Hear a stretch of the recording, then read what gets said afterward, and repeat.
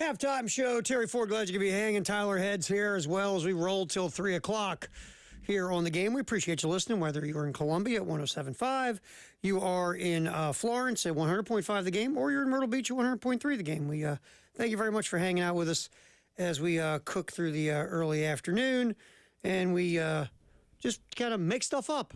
No, we talk sports. No. We never make things up.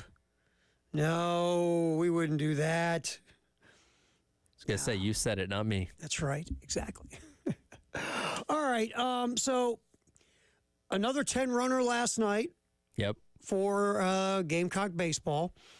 And 3 in a row of those, if I believe. And my memory serves me. Outscoring opponents by 45 runs so far this season. And look, I get it. It's Queens. I understand. It's Winthrop. I understand. Or Miami of Ohio. They have a new coach. They're kind of retooling. You tell me these aren't 3 powerhouses that we've seen so far? I'm guessing. You ready? Ooh, hot take land. I don't think any 3 of those teams will be in Omaha. No. In fact, none of 3 of those teams were in the postseason at all last year. Yeah. So we understand you're not playing high-level teams. That's coming. The whole SEC's filled with them. You know, Clemson's ranked. You got a lot of tests coming up. You do. And I was listening to the SEC D1 baseball podcast yesterday, and I thought one of the hosts brought up a really good point when kind of talking about all these non-conference series, midweek games, and all that kind of stuff. The best news coming out of these games is that there is no news. The fact that you handled your third straight opponent with a run rule, this one in 8 innings, opposed to 7 innings, but that's exactly what you're supposed to do to a team like that with the caliber of talent that South Carolina has. And we're talking about, hey, more home runs, more good pitching, all that kind of stuff. This is exactly what we should be saying about these games. Yeah, I mean, I always say this about when you play someone you're obviously a lot better than, and you beat them. I mean, you curb stomp them. Yeah. And you always get this, yeah, but that team stunk. My comeback is always, well, what do you expect them to do? What they just did, right? Well, what if they don't, Tyler? What if they lose? What if they win by a run? What if oh my God, the pitching's getting cracked around by Queens? So let's equate this to football. Played Furman in week 2 this year. Handled them. Won the game. I don't even remember what the final score was, but you won the game by multiple scores. Exactly what you're supposed to do. Got all the backups in. We saw the North Sellers, the whole 9 yards. Great. That's exactly what you're supposed to do. Could have been Citadel a couple years ago. Would you rather have had that? Like, right. No, you did what you're supposed to do. It always gets me. It's like, and my dad was great for that. Well, you're supposed to whoop them. They suck. Well, what if you don't whip them, Dad? Then you're screaming and yelling and going crazy. Yeah, the sky's falling. Right. So you're handling your business the way, in a perfect world, you handle it. You're playing teams you're a lot better than, and you're 10 running them. And your pitching's been good.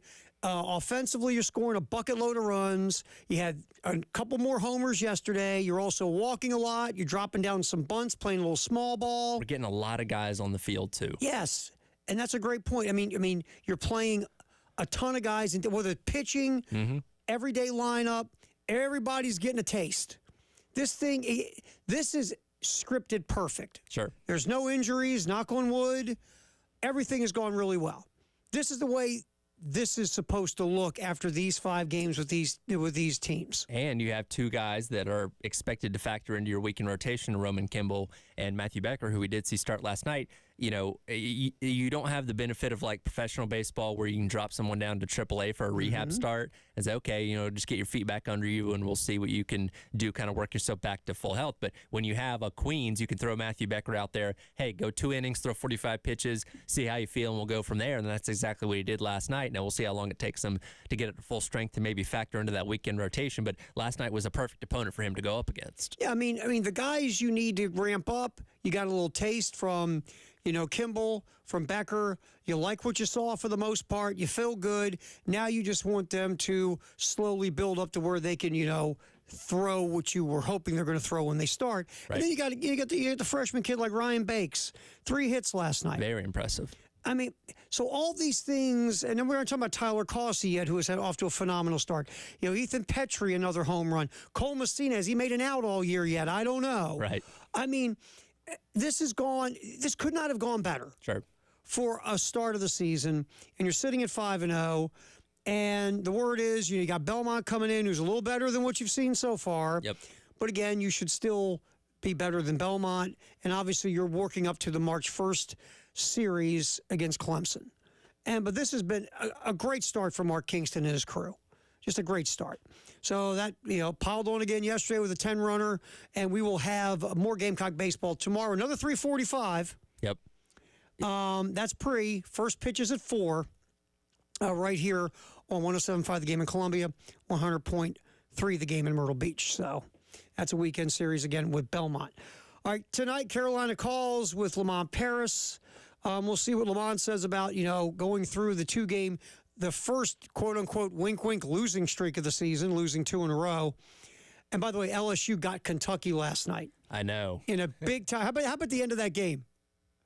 How about the end of that game? So, have you seen the clip of the KSR bar and their reaction to it? No. I found it on Twitter a little bit earlier. I'll have to show it to you. Oh, yeah, show that to me. That had to be classic. It was more of like the look of disbelief on the faces of because we talked about LSU coming into this past weekend. It's like, on paper, it's not a good team. And they obviously came in. They beat South Carolina.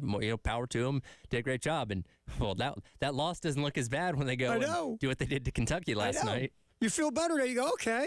All right. They got Kentucky, too. All right. How about that, though? You block the shot. You figure, okay, game over. Sure. But it comes right back. And how about, and I forget which LSU player made the heads-up pass to Wade for the game winner, but that was a great play. That was a great play. Should Cal start cleaning out his office now, or no? Is he all cocky in the post game like he was after the win at Auburn? I don't think so. Yeah, well, we should play that again. Cal post game after the win over Auburn, he was strutting in there, had his bottle of water, telling everybody what to do after that W. Was it the blame me? Yeah, you got that there. Well, everybody is. Well, Well, you're telling us what we're already doing. You leave my players alone and just blame me. Well, to be honest with you, dude, most people are blaming you. When were we blaming the players? Yeah, the media is focused on Cal. Now, again, do you have the wackadoodles on social media going after players? Sure, because they're wackadoodles. The people in that room asking him questions, they're pointing fingers at him. Him, yes. So the talent is always there. I mean, this team is so talented. I mean, they got that great recruiting class, a high-level freshman. They got Reeves, the transfer portal kid, is really good. They got Mitchell, the other kid from the portal. That's a really good team. Talent-wise, they are stacked. And up until, what was it? I forget which game it was. It was the game before Auburn. They actually started to pay attention to defense. And was it Ole Miss? They won that game. And then they went and did what they did to Auburn on the Plains. So everybody's like this. Kentucky's playing D. Right. They're dangerous now because they can score with anybody, and now they're actually guarding people. Oh, my God, they're going on a run. And then what happened to them? They got beat by LSU in Baton Rouge. And it was kind of a fluky play. You get the block shot. The shot comes right back. Dude then has presence of mind to make the little pass to Wade, and Wade hits the shot in the lane. All of a sudden, Kentucky loses. I got to see the KSR bar. I'll be quite excited to see that. I'll find that for you. So the LSU loss, again, was it a bad loss? Absolutely. Is it as bad today as it was when it happened? No, not as bad. That's kind of what you do now. If you're South Carolina, you're rooting for LSU to go on a run, so their resume looks better. That helps your resume. Sure. And that quad 3 loss, I don't know, maybe you can bump to a quad 2 before it's over with if LSU starts playing better. Which even, again, if you go out and handle your business over the course of these next 5 games, doesn't mean you have to go undefeated, win 2. Hey, if you win 3, that's fantastic. But the LSU loss, again, it looks bad piggybacking off the 40-point loss to Auburn, but it doesn't derail your season. It doesn't prevent you from getting into the NCAA tournament. Yes, if you lose 7 games in the season, sure, that might you possibly keep you out. But again, when at least 2 more of these games close out the year, you should be fine. Maybe not as high of a seed as you were hoping for, but still have all your goals in front of you. There are other teams that are going to be in the tournament who have 2 quad 3 losses. That's right. This isn't like no one else has got these losses. I think it goes back to this conversation that we've had so much about this team this year of so many people waiting for the other shoe to drop, Mm-hmm. to be able to say, oh, there it is. There's the team that I've known for years that outside of that Final Four run has never accomplished anything in the NCAA tournament, of note. Just kind of like, yeah, it's been a good year. It's been a fun year, but let's see what happens as they get closer to the end of it and finally have this bad loss, which, yeah, you blow a 15-point lead. Yeah, that's a terrible loss. And, that's one that you're going to have to go back to the drawing board and look yourself in the mirror and wonder what happened there. But again, this is a good team. This team that's, again, for all accounts, going to be in the NCAA tournament, and I think can win a couple games. Well, I've got some text messages from those people. We work with them. I know them. They're here we go to the NIT. And not going to win another game all year. And I understand. I understand it. Sure. Like, for an example, I've got an uncle named Harry Lee, who, I got to put this in next week, is a donkey. Okay. How's that sound? Sure. No one likes him. You can't rely on him. He says the worst possible things at the worst possible time to people, has no filter. What's another way to put it? Mooches off others. He shows up at the family reunion, everybody goes, guess what? Hide your wallets. Harry Lee's here. Exactly. So Harry Lee, about 10 years ago, all of a sudden, flipped to 180. Right? So what's everybody doing now? Oh, he'll be Harry Lee again soon. Like, He's been Harry okay. Lee his whole life. Turn a new leaf for the time being. Yeah, but trust me, the old leaf is still out in the yard. So you're waiting and waiting and waiting for like you said, the other shoe to drop, because you expect what you get for years. You expect to be disappointed. Sure. Or you expect, nothing because you haven't gotten a whole lot. So when things start going well, you're still, it'll go back to normal at some point, because that's what we do, human nature. And so I understand Gamecock basketball fans. Oh, this thing's going to go back to what it always is. Just give it a minute. Give it a minute. And I'm with you. This is a good basketball team. The things they've done this year are not fluky. The win against Kentucky was legit. You didn't, have a bunch of guys cannon 23s. The win over Tennessee and Knoxville was legit. Both of those games, for 40 minutes, you were the better team. Right. The games and victories this year have been legit. They have earned those with execution, game planning, players buying in, coaches with, Lamont Paris with this philosophy that has worked with these players. All of it is legit. I don't see this team cratering, Tyler, and losing the rest of their games.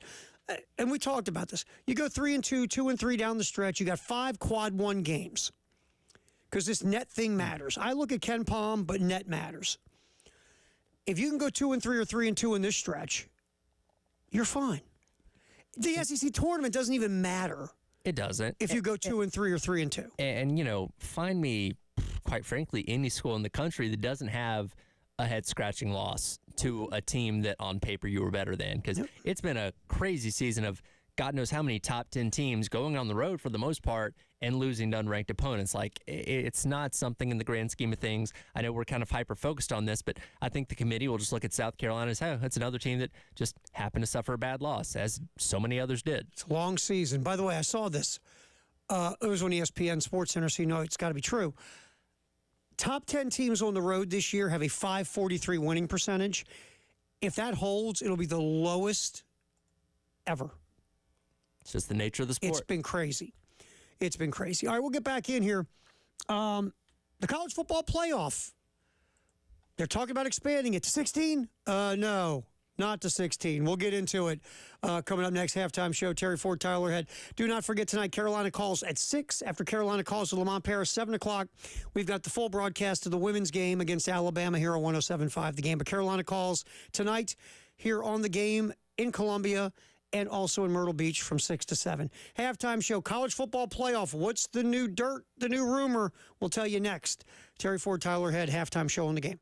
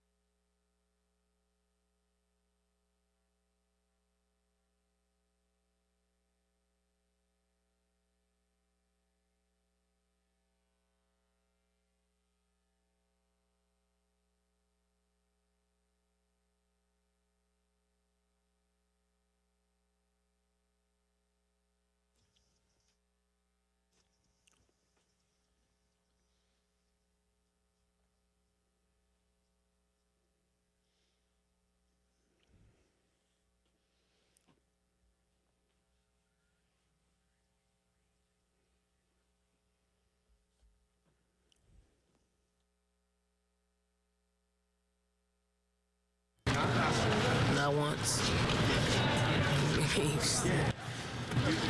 Playing, practicing better has come up a lot more than that. I haven't even thought about it. Oh, that's Dawn Staley asking about, you beat Bama, you clinched the SEC regular season title, and she doesn't. That's rat poison. Exactly. Ask Nick. Ask Nick. It was funny. She was asked this, too, during her post-game presser Sunday. Mm-hmm. She was asked by David Cloninger, by the way. And she joked with David. She goes, David, well, now I guess since you're going to put it all over the place, of course I am. And then someone yelled over, yeah, Dawn, it's out there. And Dawn was like, well, if it's out there, we'll have to address it at some point. But no, that's the thing. And I say we, like all of us in media, I'm not pointing fingers at anybody because it's asked in every market at some point to coaches by reporters. Hey, you talk to your team about this typical scenario. Like, you can clinch a championship on Wednesday, or, your team can clinch a playoff berth, or your team can do this or that. Sure. And what you hear more and more now, coaches say this, no, we don't talk about it. We talk about being the best team we can be in the next game. Because you hear that all the time, Tyler. It's always about, it's the next game. It's about, and we hear this a lot too. Ready? In the board, we hear all these things. Bingo card. You hear this too. We concentrate on being the best version of us. We don't concentrate on anything else. If we play our best, everything else takes care of itself. The goal is to go 1-0 every time we go out there. Exactly. We've got a list. But I get it. I get the premise now is that it's not like, hey, we're not looking at the shiny thing over here. We're not worried about clinching this. We need to focus on, and it's called this a lot now, the process. Mm-hmm. And the process is doing everything the same to prepare before every game so we can go play the best we can, because if we win, everything takes care of itself. And we talked with Chris Wellbaum of Gamecock Central in the last hour about this, and that was my first question to pose to him because Dawn did downplay it. How big of an accomplishment is this for this team? It's a big deal, especially considering that there was so much turnover this offseason. You lose the freshie class, all these great players going on the WNBA or whatever it may be. And yes, you had a good crop of talent that was behind them, the Cardosos, Raven Johnsons that we'd seen in smaller roles last season and in seasons prior, but you couldn't guarantee that they were going to have the same level of success that amazing class was having last year en route to unfortunately losing in the Final Four. So to be undefeated, the lone undefeated team in the nation with still 4 games left to go in the SEC regular season with a chance to lock up that crown, not to mention whatever else they may do once they get into the postseason, that is a big deal. That, again, they're not going to throw a parade for it by any means, but I think looking back on the season, no matter what they accomplish over the course of the next month, they're going to say, wow, we really did something by clinching that against Alabama, hopefully tonight.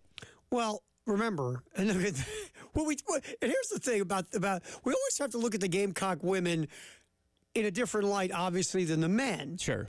So it's not like, Lamont Paris gets up at SEC Media Days and goes, wow, 13th? Or wow, 14th? Really?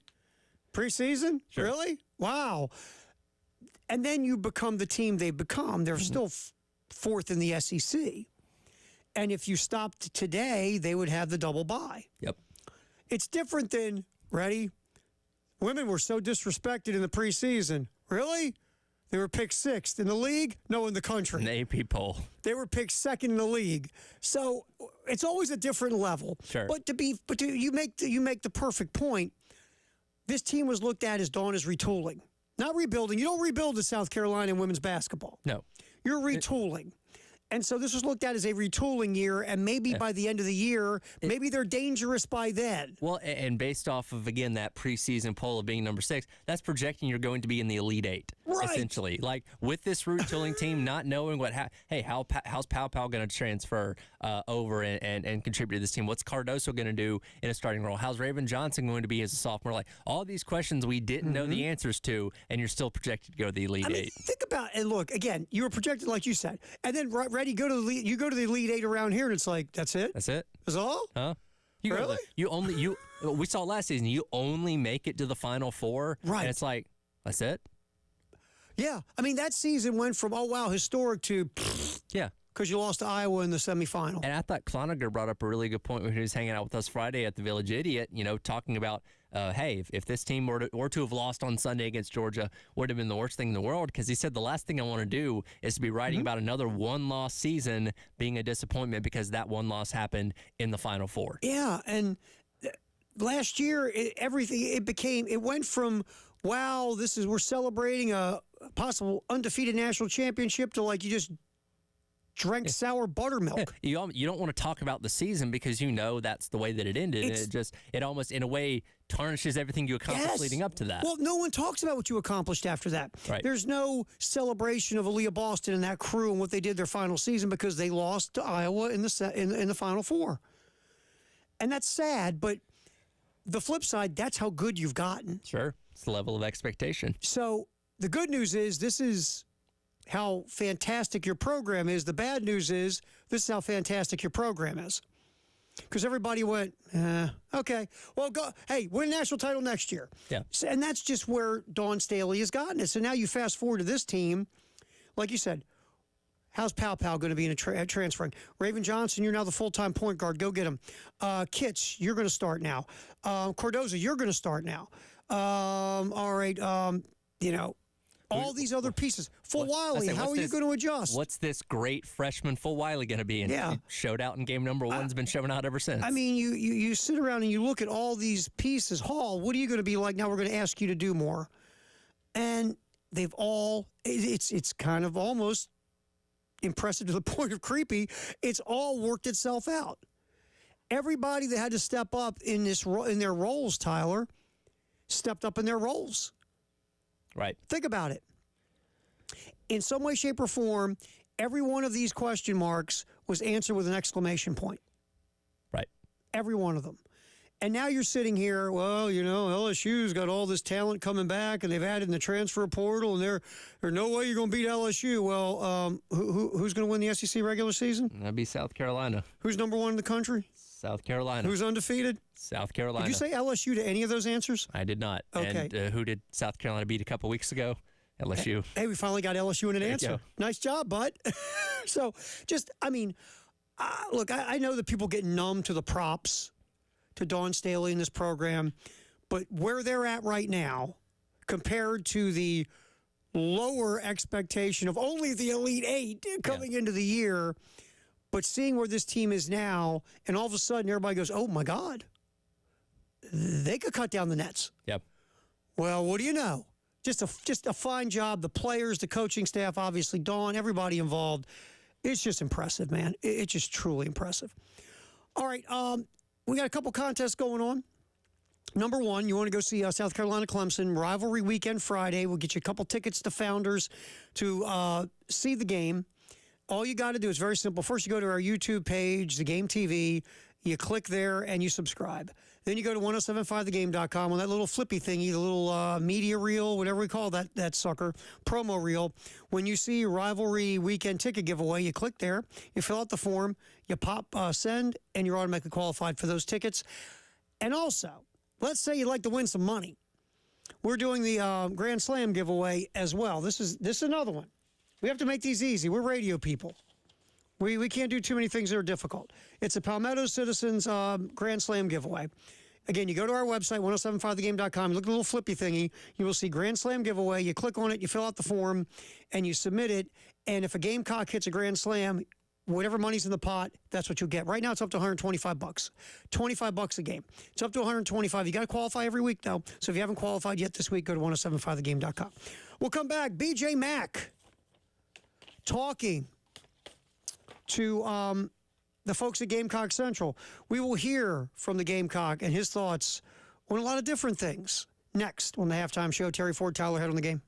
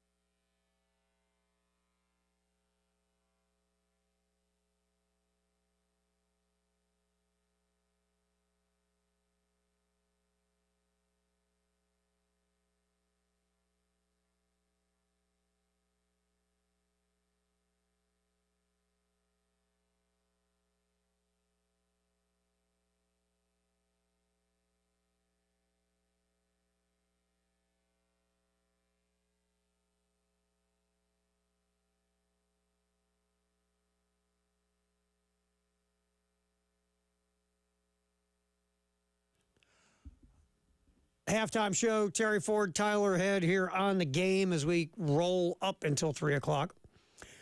We were going to talk about the college football playoff possible expansion. Then we got caught up in our discussion about Dawn Staley and the women. We're going to get to that. I have not forgot about that yet. We're getting there. I'll give you the little extra tease. The talk is maybe 14 teams. And we'll get into a bigger conversation at 1 o'clock, Tyler. But the bottom line is this, and you and I went all these scenarios this morning, and our heads almost exploded. Yeah, pretty much. So we'll do it again at 1, so our heads will explode again. But make no mistake, when this thing gets expanded,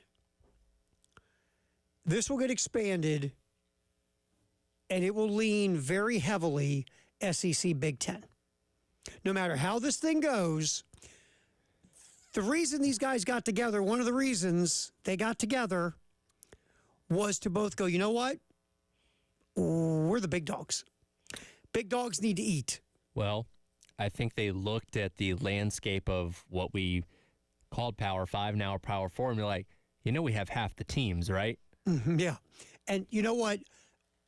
All the teams we have now, and we'll go into this at 1, and this could take us up until 6 o'clock.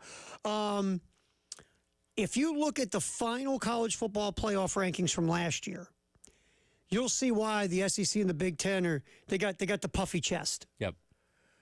Because, yeah, it's pretty much SEC Big Ten. And they're going, okay, yeah, in theory we have a Power 4, wink, wink. But it's really a Power 2 because last year, look, I said Florida State I thought got screwed. But besides Florida State, there was no other ACC team besides maybe Louisville, if you want to make a light case for Louisville. Right. Even though they lost a Pitt, that should automatically knock you out. And in the Big 12, if you take away Texas, you and I looked at this, you would have to say Arizona, who you're poaching from the Pac-12. And if you say, no, you can't use Arizona, you got to go to number 13, Oklahoma State. And like I said, we're going to get more into this in about 20 minutes. But point being is, the SEC and the Big Ten, they're truly the big dogs now. And the big dogs want more spots at the table. And however this expands, you and I were reading it, where both the SEC and the Big Ten are throwing this out, saying we should get 4 automatic bids. Did you ever see the movie Captain Phillips with Tom Hanks? Bits and pieces. Never the whole thing. You've at least seen the meme, right, of the pirate where he takes over the ship and goes, look at me. Yep. I'm the captain now. Yep. It's effectively what the SEC and the Big Ten are doing to everybody else. Like, hey, we're steering the ship now, buddy. Buckle up. Exactly. And that's where it is. We're going to go over it more. Yeah. But basically, don't be surprised if that scenario happens, that the SEC and the Big Ten get more than just the conference champion guarantee. They'll get an automatic bid. They'll get an automatic, like a bye. Sure. But they're going to look for multiple teams to get automatic bids from those 2 leagues. We'll get more into it. But right now, let's switch over. BJ Mack talking to the folks at Gamecock Central about a bunch of different things. Of course, Mack transferring in. This is school number 3 for BJ Mack in his career. And here is BJ Mack just kind of talking about the culture of this team that he's on. The culture is great here. It's just a bunch of guys that are willing to come in and just want to be around each other. We're happy every day to see each other, see the success from each person night in, night out, as you can tell. So it's just that culture that Coach Parrish has built here for us. He came in and brought in a group of guys that was there last year and came in transferring. So we just meshed well. It just started off from the summer of us getting here, really just going on trips together, just having fun. Yeah, and that's the thing, to the credit of Lamont Paris for bringing in this group of players, and to the credit of the players, because the culture is good. I mean, the culture has been better than good, right? Sure. I mean, we see what happens because you bring in all these transfers, and when it works well, all righty, like Missouri last year, we've seen multiple teams when they hit the portal like TCU. Everybody on the TCU squad is a portal guy. Mm-hmm. But then we also see when it's bad, Arkansas. I mean, Eric Musselman is one of the 7 best coaches in America. that's a disaster. Because, look, it's human nature. When you bring a bunch of different people in from a bunch of different places and put them all together to work together, sometimes it works seamlessly, right? It's perfect. It's wonderful, like at South Carolina this year. And sometimes it's that cool little gif of the dumpster flowing down the river, catching on fire. And to the credit of these players and Lamont and his staff for bringing them together and how they have meshed them, it's been fantastic how they've all. The thing about it is too, Tyler, if you just look at it, yeah, Mac was a leading scorer at a mid-major, right? Mm-hmm. But he's never proven himself on a Power 5 level. Sure. Miles Stute was a nice three-point shooter at Vanderbilt, but he wasn't the leading scorer. He wasn't like the number one option, the go-to guy. 2 years ago, Michi comes in from Ohio State because he's not getting any run, right? You brought in all these pieces. Talon Cooper's a point guard, but he's not a 15 shot a game. He's a true old school pass first, run the offense point guard. Mm-hmm. None of these guys were like superstars in, high level leagues when they came in. Yep. So I think it may be easier for a bunch of guys like that to all buy in to the team concept of the W matters more than my numbers, right? Sure. So I think that's helped. But also we can't diminish their personality and their demeanor and how they've bought in. And Lamont Paris bringing in the right guys. Because the transfer portal, man, we've talked to coaches, right? The minute you see a guy available, if you're interested, you're popping on the phone, right? Sure. You're hitting them up. I mean, I think as soon as BJ Mack's name went into the portal, he was getting a call from Coach Paris. Yeah, I mean, he had, as soon as his name hit, his phone blows up with like 50 coaches. Yep. And so the teams are trying to beat each other to the punch to get a player. So sometimes you can't really sit and vet a guy. You can't like the NFL, how they vet potential draft picks. They hire private detectives and follow somebody around. Ask them weird questions. Yeah, I mean, but this you can't. So this is why this can be a roll of the dice. You got to act fast. You got to get in there quick, and you got to focus, identify on who you want, go get them. And you hope you're right. Now, when you're right, like at South Carolina, it's great. When you're wrong, Arkansas, then you see what goes sideways. Right. So it's such a roll of the dice. There was a story. Do you remember the kid who was Justin Blackman, the wide receiver from Oklahoma State? Oh, yeah. I remember him. First round pick in the draft by Jacksonville. It did not go well. Bust. And part of it was, to be fair, he had off the field issues. Quite a bit. Mark D'Onofrio, who's a former GM with Tampa Bay. Dimitrov, I'm sorry. Not Thomas Dimitrov. D'Antoni? It's D'Antoni. Former GM in Tampa. They had him on ESPN years ago, and he told a story about Blackman because Tampa was very interested in Blackman. So they hired a guy to go to Stillwater to get background on Blackman. And what this investigator found out, Blackman liked to fancy himself to an off-campus bar almost every night. Guess who didn't draft Blackman? Tampa. Yep. Because they were like, oh, no. Oh, no. We don't know if that's a problem, but the fact he's in there every night's a problem. And then when they look at what happened in Jacksonville, it's, dodge that one. Oh, exactly. But so my point is, the more research you can do and the more vetting, the better decisions you can make. This is the complete opposite of the transfer portal. You're doing the best you can, as quick as you can, on the fly, to try to get your guy before 50 other people have their shot. That's right. So, again, props to Lamont Paris and his staff and those players for weaving together such a good culture this year with guys coming from a bunch of different places. Firehouse Sub text the hour, 803-404-6100. We're going to hear what you think on the Firehouse Sub text line about anything we've been talking about or what you got on your mind next. It's a halftime show. Terry Ford, Tyler Head, up till 3 on the game.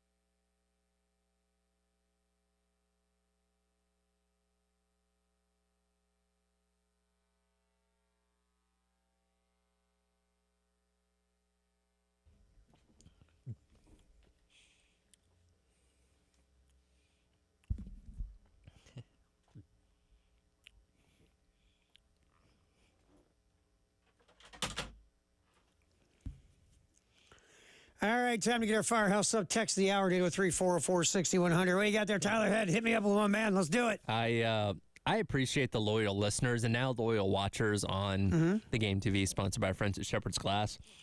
Nameless texter weighs in and says, we had dollar bets at my shop on if Terry was going to be on time or not. So if you had Terry being in the studio when the show started, congratulations, you won today. That should be a game. Really should, because you never know. We got an over-under or yes or no. Will he be there or will he won't? And we'll have people vote. And if they vote and they get it right, we send them something. That would be fun. That would be fun. But it's funny. It's become a thing now. I know. Yes. I wonder why, because it so rarely happens. Yeah, right. Not at all. That's so good. Thank you. Very funny. Very good. Oh, the Firehouse subtext on 803-404-6100. Speaking of giveaways, we're going to have tickets for it's a baseball game tomorrow, correct? A women's basketball game tonight. We gave away tickets to baseball last hour. We do have a couple pairs of tickets for the women tonight taking on Alabama. Again, chance to clinch the SEC regular season crown. Yes, we'll be doing that in the 1 o'clock hour, so be ready. 2 tickets for tonight's game as the women host Bama. And if they do pull a W, which they should, they will clinch the SEC regular season title. Right. So, all right, that's coming up in the 1 o'clock hour.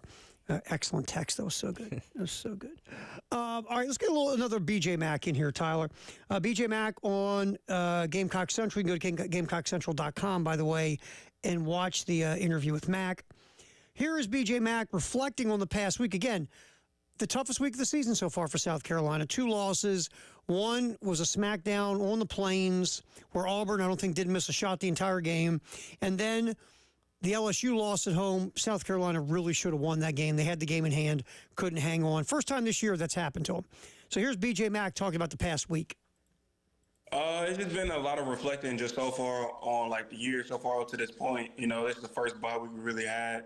So we just pretty much been saying, hey, we've been doing good up to this point. We had back-to-back losses coming up before this, but we're just reflecting back on those games, see the mistakes that we made, and making sure heading into Saturday we don't keep repeating those mistakes.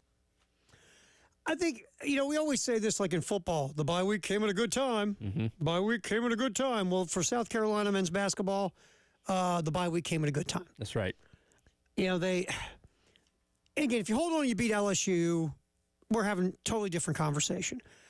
Winning at Auburn is tough. I mean, I give Kentucky a ton of props going in there and beating Auburn the way they did because they decided, I don't know, let's play some defense. Right. But that's just not an easy place to win. Auburn had been averaging double-digit beatdowns of everybody all year.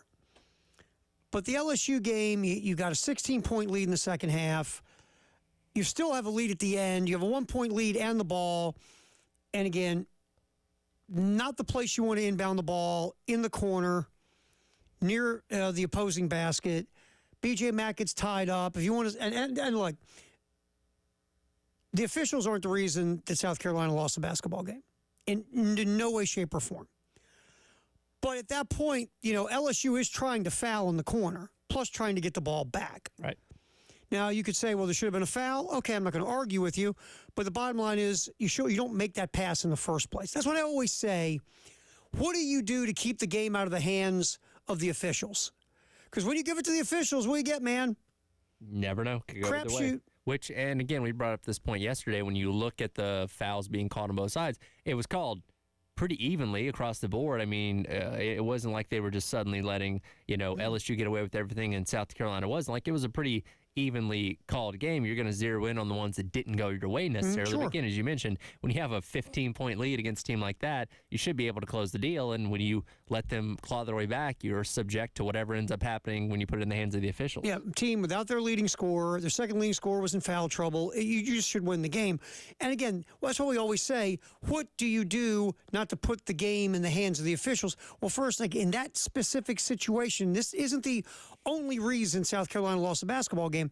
But when you're up by 1, I know you're trying to get the ball in, you still have a timeout in your pocket. Sure. You can call the timeout. You never want to inbound the ball in that corner because now not only are they double teaming your guy, but you've got the baseline and you've got the sideline as 2 more defenders. So basically, it's not a double team, it's a quadruple team. Right. And your guy's stuck. You never want to inbound the ball there. I get it. The 5 seconds is clicking. You want to get the ball in, but I believe you still have a timeout in your pocket. Use your timeout and reset your inbound play. Right. So that's what I'm always saying is try to avoid putting the game in the hands of the officials. Because you know what you get there, honestly? It's like Magic 8 Ball. You shake that baby and whatever comes out, comes out. All right, well, we got a little more BJ Mack we'll get to in the 2 o'clock hour. Up next, though, football, and more football, sponsored by Atlantic Windows and Doors. We'll start off with this college football playoff stuff. It could be expanding not to 16, but to 14. We'll get into that next. Halftime show, Terry Ford, Tyler Head, hanging here till 3 on the game. 803-948-8328. Integrated Media. Put that number away. If you want to upgrade your home with your audio video experience, you want to put TVs outside, maybe you want to improve just like, maybe you want surround sound just to make movies and TV shows and games better. Integrated Media, you can go to their website and go over their Facebook page and look at it. They just installed Sonos surround sound speakers in some homes. I mean, this stuff is phenomenal on the inside, on the outside. There's subwoofers. I mean, it sounds like the game's being played in your house or out on your patio. Or maybe you just want to, just tweak what you have inside. Call Integrated Media. Don't ask your Uncle Sal to do it. Bring Integrated Media in. They'll talk to you not only about your TV viewing experience, also Wi-Fi, internet. They are the experts.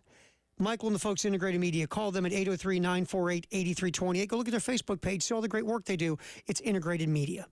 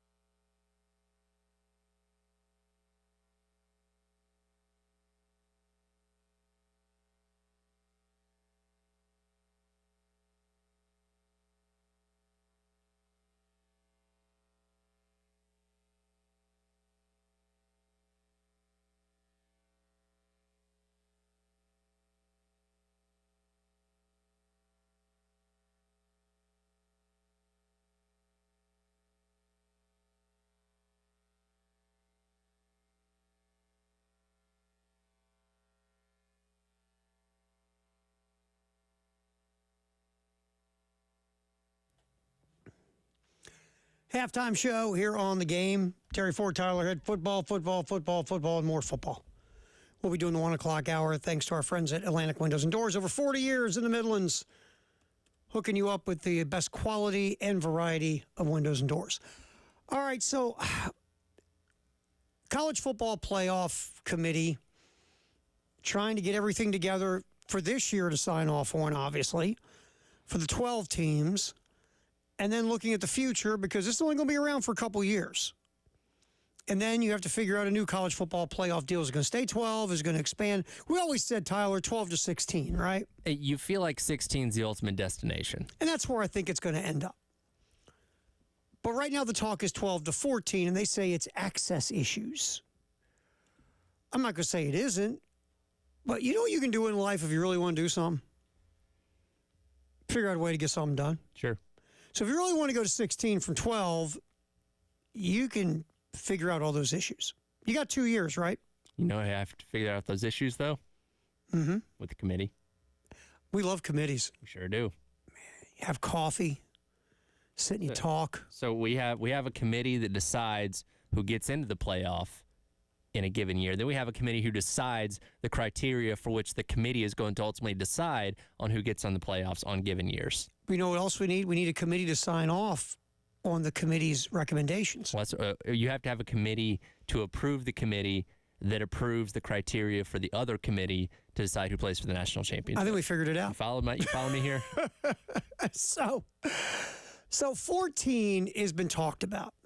And you say, but that's a little clunky. How do you do that? Well, then, no, what's going to happen is, the two highest rated conference champions will get the ultimate big boy bye. Yep. And then you have the regular 12-team playoff you see now. You're essentially creating the NFL playoffs. Yes. Is what you're doing. You're saying, okay, you two, see you later.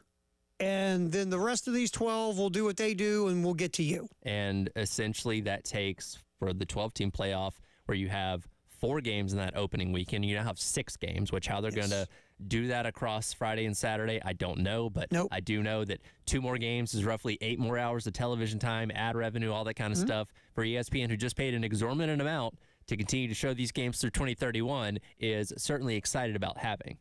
Oh, I mean, ready? Who's gonna whine about 2 extra games? Nobody. That's the thing. At the end of the day, we're going to talk about this for a while. We're still going to watch it. Sure. You're not. If you're listening to this right now, you are a college football fan, and you're not going to sit at home in the dark, boycotting, saying, "Well, 14's too much. I'm not going to watch that." You say, "Oh, Liberty's playing Penn State at 3:00 on Friday, December the 20th. Yeah, I'll watch that." I'm in. We've talked about this with all this stuff. Look, it's the ironic part of how screwed up the world of college athletics is right now, and it's screwed up. TV ratings for college football are through the roof. They got us hooked. They know they have us hooked. So no matter how much people are upset or mad or whining or moaning about what's going on, the players and the NIL and they're college kids, they shouldn't be getting paid, and I don't like this transfer thing. You can transfer anytime you want for whatever. I don't like any of it. What are you going to do? I'm going to watch it on Saturday. I thought for a moment, when you had the controversy about Florida State getting left out of the 14 playoff despite being an undefeated Power 5 champion, I thought maybe we'll see a little ding in the ratings because people were upset enough to say, well, you screwed over a conference champion. I don't want to watch. And the semifinals and national championship set all kinds of records. Through the roof, man. Through the roof. Nothing is going to turn us away. So let's take a look at this 14 team for fun. And then, again, let's go with the premise. And I feel like something like this is going to happen. The SEC and the Big Ten aren't just going to get their conference champion to get an automatic bid. No. They are going to get multiple berths. And they're both trying to get 4. Yes. Right? Ideally, that's what they're pushing for. Now, do I think they're going to get 4? Probably not. But let's just go down the path they would get 4. But it's very much like negotiating, like buying a car. Sure. Of course, you're going to set the bar really low and hope they meet you somewhere in the middle. So if I'm the Big Ten or the SEC, heck yeah. I might even say 6 for each side and hope they meet you in the middle somewhere. Wouldn't you say 6 to get 4, right? Sure. You say 6 and you to say get 4 to get 2 or 3. Absolutely. So I'm thinking it's probably going to be 2 or 3, but let's just go with the 4 for fun because that makes this exercise even more mind-blowing. The Big Ten has inquired about for 4. Oh, yeah. And the SEC, by the way, would not turn down 4. Yeah, we're like, hey, if you If you're giving them 4, you're giving us We give 4 right? too. Because remember, they're together now. Yeah, they're the 2 most powerful leagues. They're boys. Yeah. They're buds. So let's take that premise of you get 4. Now let's and part of this too is the top 4 in the conference. That's also been mentioned in this. Right. So for an example, for the Big Ten, and now for this exercise, we'll take the final regular season college football playoff poll, and we'll move it into the modern world. Yes. Which, bear with us, this is going to get tricky. Washington is in the Big Ten, So is Oregon. and so is Oregon. And Arizona kind of doesn't exist, but kind of does. We'll get to that in a moment. Yeah, exactly. So if we went by the premise that UW is a Big Ten school, the Big Ten would have gotten, let's say they get 4 automatic bids. Sure. Michigan, Washington, Ohio State, Penn State. Yes. All 4 of those teams are in the top 10 in the college football playoff final poll before the postseason. Yes. So there's your 4 SECs. Keep track. Write some squigglies so we know what we're doing here. Okay, okay, all right. Let me write this down. So the SEC also would get 4 in this thought exercise if this would come through. We don't think it'll be this extreme, but for fun, let's do it. Texas is an SEC school next year. Now they are, yes. So Big 12, Texas is an SEC school. So Texas is the highest rated SEC school Yep. at 3. Bama's 4. Georgia 6. Missouri would be the next one. Yep. At 9. So there's 8. Now we got to throw a bone to the mid-major. Liberty at number 23 will be the highest ranked group of 5. So now we got 9 out of the way, correct? Yep. So the ACC and the Big 12 obviously are still power conferences. Would they settle for just 1? No. So let's say if the SEC is getting 4 and the Big Ten's getting 4, if the SEC and the Big Ten want to get this through, they got to give some love to the ACC and the Big 12, right? At least 2. So let's say they give them 2. Yep. All right, so right now we've given away 9. Yep. So let's give 2. Let's go to the ACC. Highest rated ACC school would be Florida State. The next highest rated ACC school would be Louisville at 15. Mm-hmm. Big 12, this is really where it smacks you in the head. You take away Texas this past year. Now, this is where we got to figure out what we're going to do. In theory, if we're in 2024, the highest rated Big 12 school would be Arizona Yes. at 14.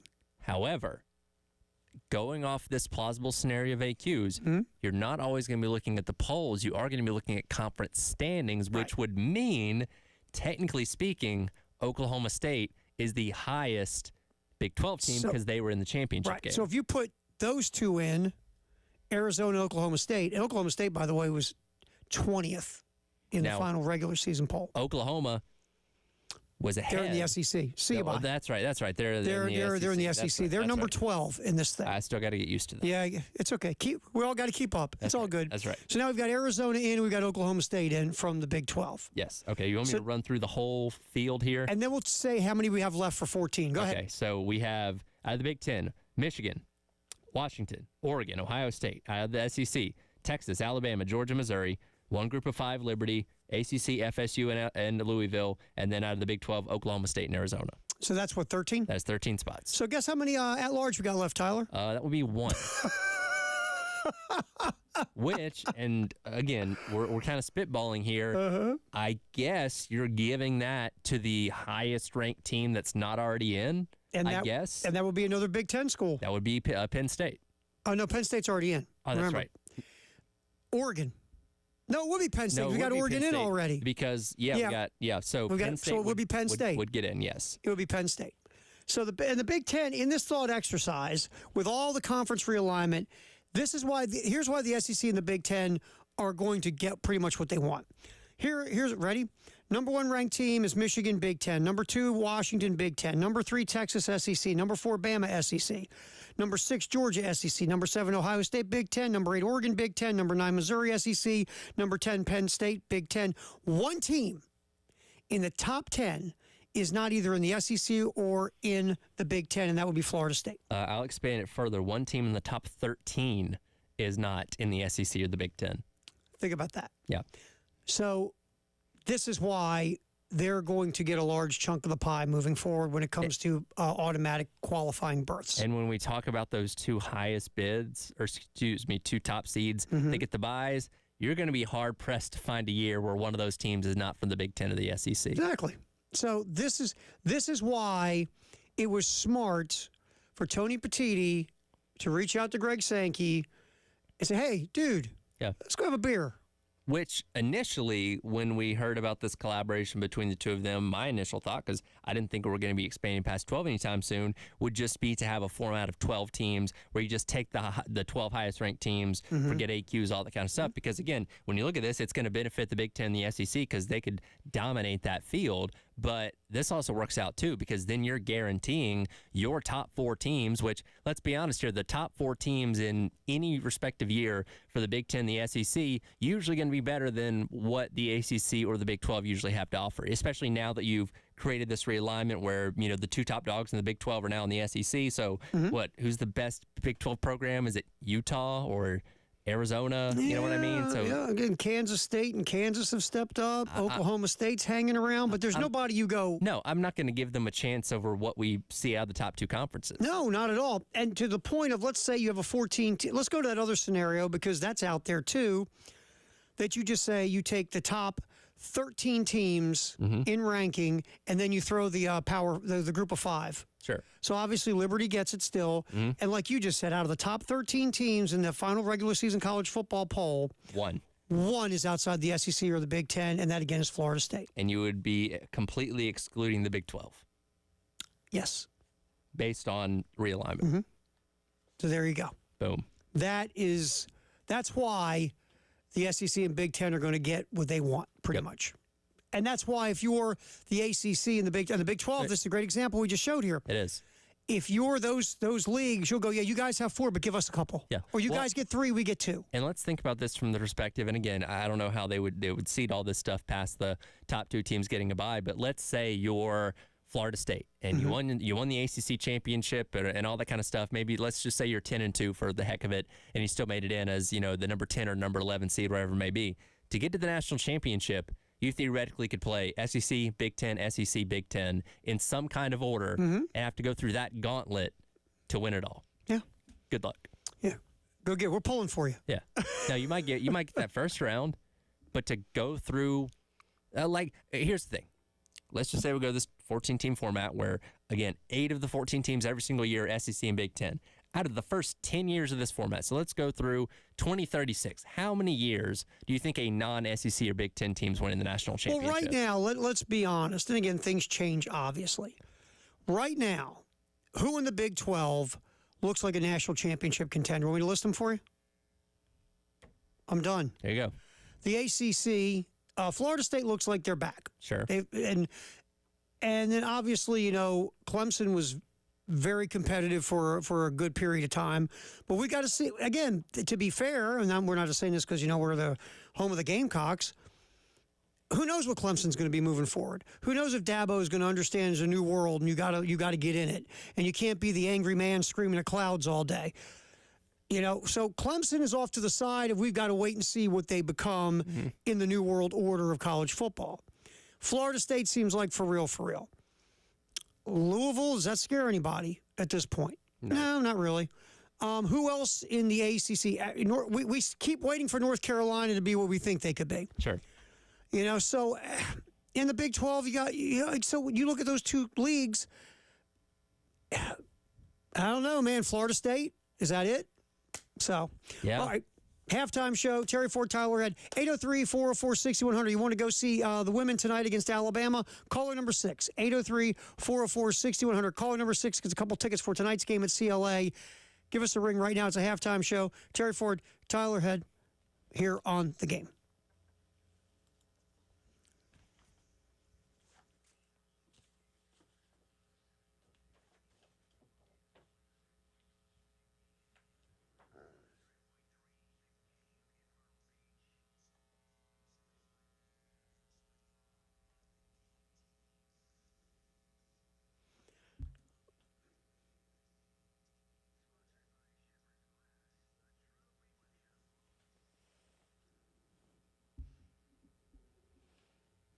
You want to get stuff done for the home, whether it's you want to redo the kitchen, maybe get a new fridge, a shiny little stainless steel job.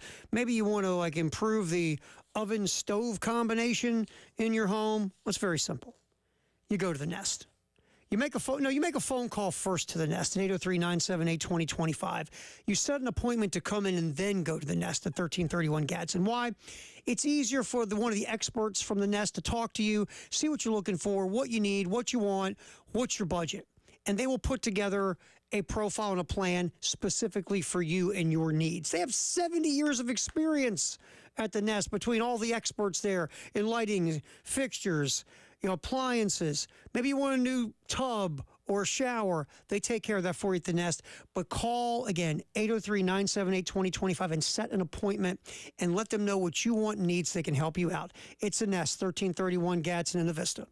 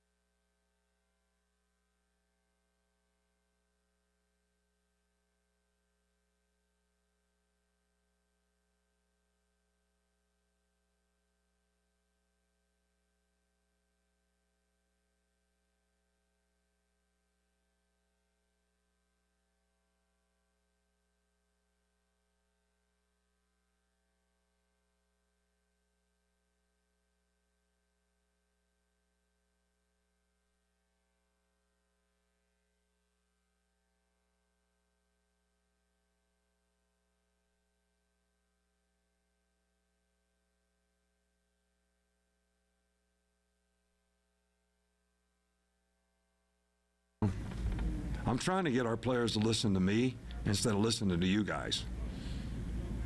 All that stuff you write about how good we are and all that stuff they hear on ESPN, it's like poison. You know what I mean? It's like taking poison. like rat poison. All right, so I'm asking them, are you going to listen to me, or are you going to listen to these guys about how good you are? All right, just like your question right now, we get stopped 3 out of 4 times, like that's a bad thing? We're not going to beat everybody 66-3.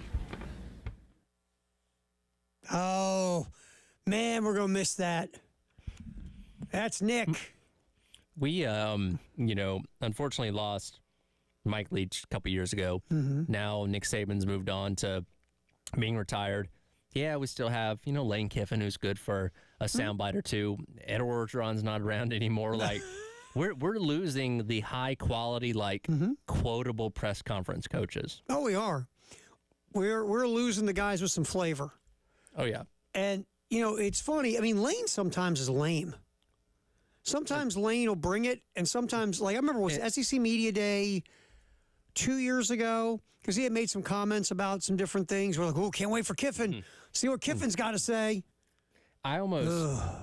He sprinkles it in periodically. Like, Lane's more fun on Twitter. I was going to say, he's better on social media because he does some creative stuff. He'll throw a jab in there every now and then in a press conference where you kind of have to, rewind it and be like, what did he say? Was he taking a shot at Nick there? And then you go back like, oh, okay, that's, in context to something that happened a year ago or when he was an assistant at Alabama or whatever it may be. So you do have a couple good things here and there. Jim Harbaugh would just talk about God knows what. And that confetti. Yeah. Every one little piece of that confetti has a story. I thought he was going to go into a deep dive on the history of confetti, his favorite kind of confetti, the confetti that he had at his 8th birthday party.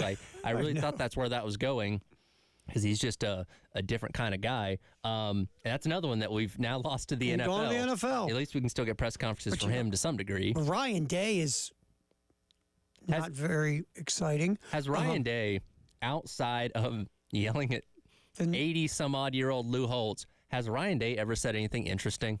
I don't think so. Let me think about that. No. I've always been so distracted by how jet black his beard is when I know darn well. Is that just for men? Oh, I do it 1,000%. There's no way that is his natural hair color still. Well, it is interesting that we're losing a lot of the great characters in college football. And, obviously, Mike Leach unfortunately passed away. And with Harbaugh, he has to go scratch an itch. And by the way, I would have done the same thing if I were Harbaugh. But, with Nick, we talked about this, and I was at Chris Lowe on ESPN.com. In that post when Saban retired, he said sources close to Saban, were talking about how, this isn't what Nick signed up for anymore. Sure. This isn't about developing a team, growing a culture. This isn't about, helping these kids become, adults and blah, blah, blah, blah. This is about now how much NIL money can I get, how much am I going to get paid, and all this other stuff. And Nick this is not what he wants to be as a college football coach. He's 70-some years old. Yeah.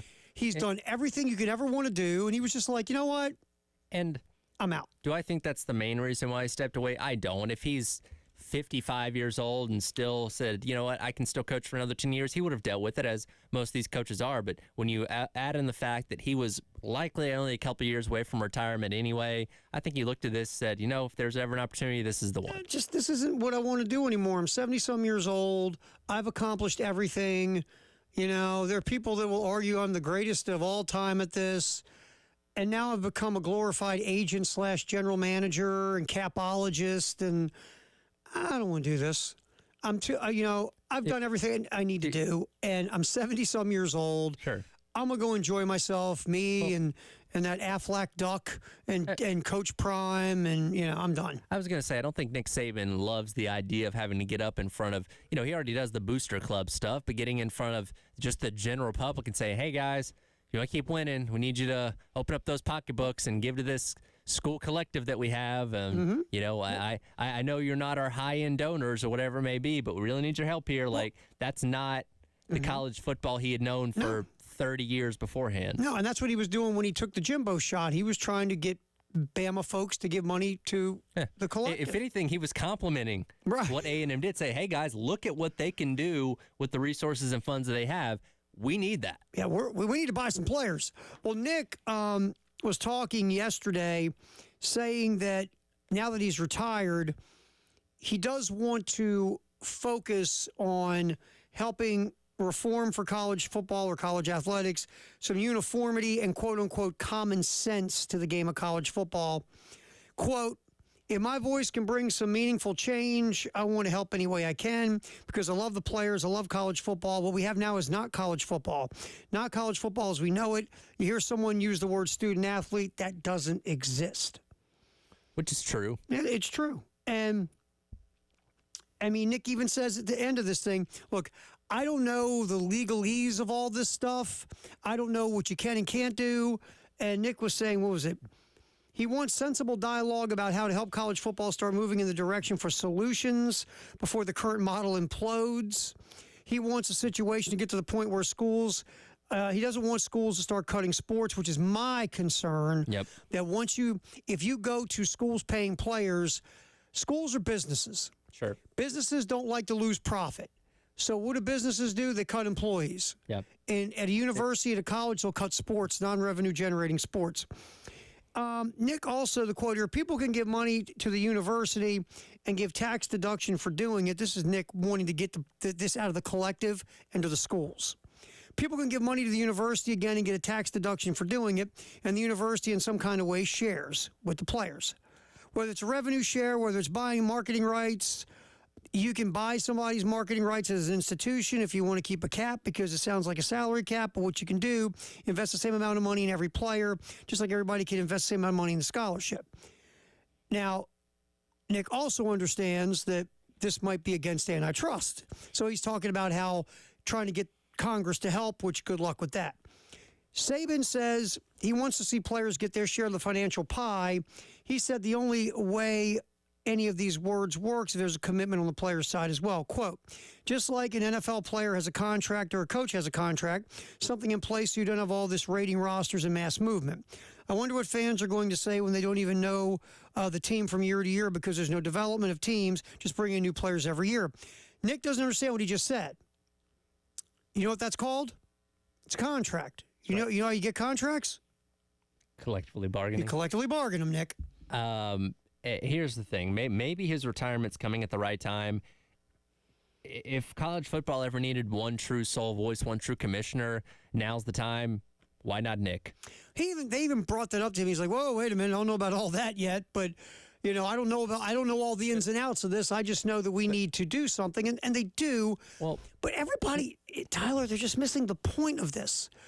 You're not going to get help from Congress. You got to stop that nonsense. You're not. And it's not, I'm not saying that Nick Saban gets to rule with an iron fist, but so much of the problems that are plaguing college sports right now, particularly from the NCAA perspective, is you have so many people in suits that do not understand the game at the ground level like a coach does that make these decisions and put us in this mess with NIL, with transfer portal, with the calendar and all that kind of stuff that don't really understand the true effects on coaches, the teams, the programs, all that kind of stuff. Nick Saban does. So to have that sole prominent voice, again, respected as the greatest college coach of all time, to be up there with these same people saying, hey, I know you want to do this, but here's how it's going to affect X, Y, and Z, I think that can create hopefully some kind of balance. Well, you need someone, because you don't have this someone, you need someone who's truly looking out for the best interest of the game of college football. Because, look, the conference commissioners are there for their conferences. They are hired and get paid a lot of money by their conference to do what's best for the conference. Right. You need somebody who's going to do what's best for college football. Don't call him a commissioner. Call him the grand poobah of college football. I don't know what you want to call him. But maybe somebody who's actually saying, hey, folks, let's look at this from this perspective and that. Right. But Nick Saban, open to helping. All right, we'll get back in here. Halftime show, Terry Ford, Tyler, as we continue football, and more football. Folks who need to get it done next year. It's list season. Let's look at a list. That's next on the Halftime show here on The Game.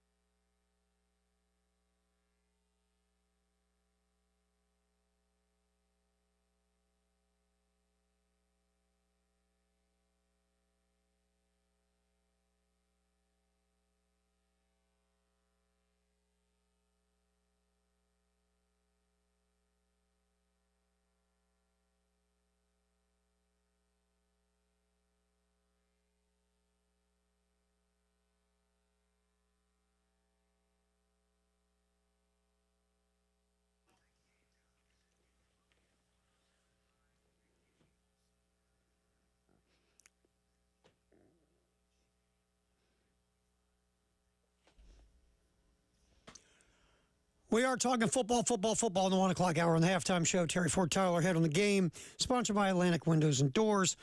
All right, coming up at 3, a special post-game show from Sound and Images on Bluff, right across from the fairgrounds and Williams-Brice Stadium.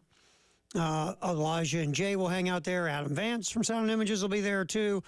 It's a celebration, and you'll be hearing that from 3 to 6 on the post-game show here on the game.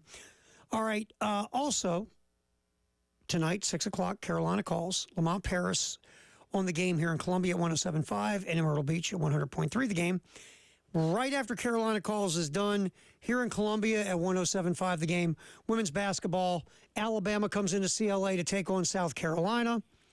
If the Gamecocks win, which they should, they will clinch the SEC regular season title. Speaking of that, we're going to have some tickets here, just a little bit. One more pair we're going to give away to go to the game tonight. So we'll get ready for that. That's coming up very soon here on the halftime show. All right, I'm not a big list guy, Tyler, because it's just desperation this time of year. We look for content. I'll say that when we really get into the dog days of summer, that is the season of list in this industry. I hate them.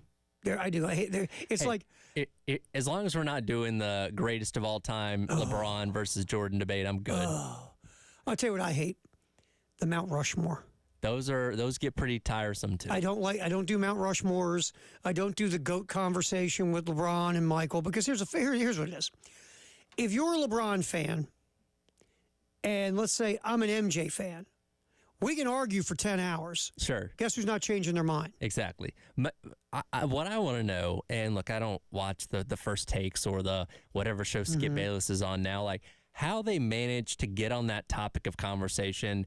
It's at least once a month. It's painful. It is. It's just, we have nothing else to talk about. Let's go there. There's a button to push. Yeah. It's awful. So I'm not a big list guy in general. I don't like them. But this one intrigued me because it's ESPN.com. It's who has the most to prove next season. Okay, that's interesting. I think it's very interesting. Now, we're going to push Kalen DeBoer out of the way. That's low-hanging fruit at Alabama. Coaches who have the most to prove. James Franklin at Penn State's a no-brainer. I think that's a big one. It just is. I mean, look, if we sat down and made a new list, which coach's employment is going to gain the most from having an expanded playoff? James Franklin's name would be on that list. You think that because for the past decade, however long he's been at Penn State, he's quietly existed as like the third best program. You know, for a while they were ahead of Michigan. Now Michigan's obviously passed them on the national championship, but his biggest knock, he can't beat Ohio State and he can't beat Michigan. Certainly not been able to do that in the past couple of years. And again, theoretically, for an expanded playoff, you say, okay, well, they're still just be the third best team. You bring in Oregon, you bring in Washington, you'd bring in Southern Cal, who could, if this defensive thing works out for them, they could become a power once again. I mean, realistically, Penn State could fall out of the top 5 of best teams in the Big Ten. If you think about it for a minute, because I believe that like Washington and Oregon and even Southern Cal have to go through a transitional period in the Big Ten. Sure. It's a different vibe, a whole different thing.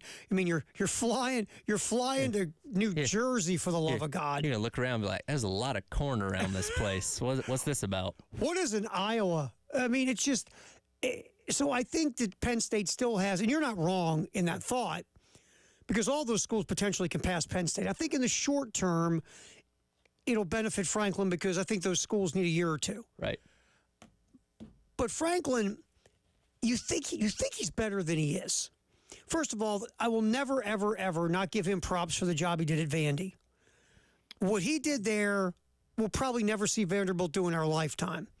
Win 9 games. I mean, they were actually an upper echelon SEC team for a short period of time under Franklin. And they were coming in, they were beating some of the big names in the SEC, on a, not a consistent clip, but every now and then, they were pulling some pretty big upset victories, which he used to roll into the Penn State job. And I thought he would be much more successful at Penn State than he's been. I bought into Franklin hook, line, and sinker. And we've seen the program's good. Sure. But Penn State should be better. Penn State should be on the level, because look, Pennsylvania high school football, they're crazy. You know what state they border, by the way? Ohio, high school football crazy. That's right. You've got a plethora of talent to choose from if you're James Franklin. Plus, you recruit the DMV, which is filled with high school football talent. Penn State should be fighting Ohio State and Michigan for the best team in the Big Ten. Penn State and James Franklin are suffering the Richt at Georgia effect, to where you're in a great place in a state full of great talent. You have all the resources at your disposal to be in that upper echelon, and you're doing fine. You're winning 9-10 games a season. You're going to good bowl games. All that stuff is fine and dandy, but I don't look at anything that Penn State is doing right now or anything that they're going to be doing in the next couple of years saying, yeah, I think they're going to break into that upper mold. Now, yeah, theoretically with an expanded playoff, could they start making the playoffs 5 out of 7 years? Great, but am I expecting them to make it to the semis and the quarterfinals at a consistent clip? I don't. They're going to be, I don't know, an 8 seed. Maybe they'll host a first-round game and get to the quarterfinal and get, shellacked by, I don't know, LSU or something like that. Like, that's kind of where I see that team. I don't see them busting through the ceiling and suddenly becoming a national contender going forward. I see what they were this year. Clearly the next level in the Big Ten underneath Ohio State and Michigan. Yeah. And getting into the bottom part of the college football playoff. Yeah. And here's the ironic part. That'll be enough for James Franklin to get a contract extension and his agent to put him out there for every job opening there is in the country. Sure. So Franklin is someone who has to prove something. Billy Napier, do we even have to go down this road? We know it. Year 3 is a make or break for Billy Napier, and it's the toughest schedule in America. If Florida makes a bowl game this year, that's enough to sign him to like a 5-year extension, I think. I mean, that schedule's a bear, man. Oh, you got Miami, and obviously you got Tennessee and Georgia and Texas A&M and LSU and Ole Miss and Texas. That schedule is ridiculous. Yeah, ridiculous for Billy Napier. I don't think he's going to do it, but if he does make it to a bowl game, throw a parade. Good luck, Billy. So that one we'll push to the side because we talk about Billy Napier all the time. Mack Brown at North Carolina. Ooh. I don't disagree with this. That is a program that for the first 6 weeks of the year, 6-7 weeks of the year, we're building them up like, ooh, ACC championship potential. This team knocking on the door of the college football playoff, and then they inevitably kind of nosedive in the second half of the season, lose games to teams they shouldn't lose to, and don't get Drake May. He's going to be probably the number 2 overall pick in the draft, at worst maybe number 3 or number 4. And his career at North Carolina, statistically speaking, has been great. But the teams, they've been okay. Well, we watched North Carolina. Like you said, the North Carolina team you saw get after South Carolina in week 1 was not that team at the end of the year. The defense went back to being... And again, Mack Brown, they have these, like you said, they have great starts. They look like them. Oh, this might be the year. No, it's not. Same old North Carolina. You've had Sam Howell and Drake May, and you haven't taken advantage of it. Nope. And Mack Brown's team seemed to be really good on offense, really bad on defense, and find a way to lose at least 1 or 2 games a year. You go, what the bleep was that? Pretty much.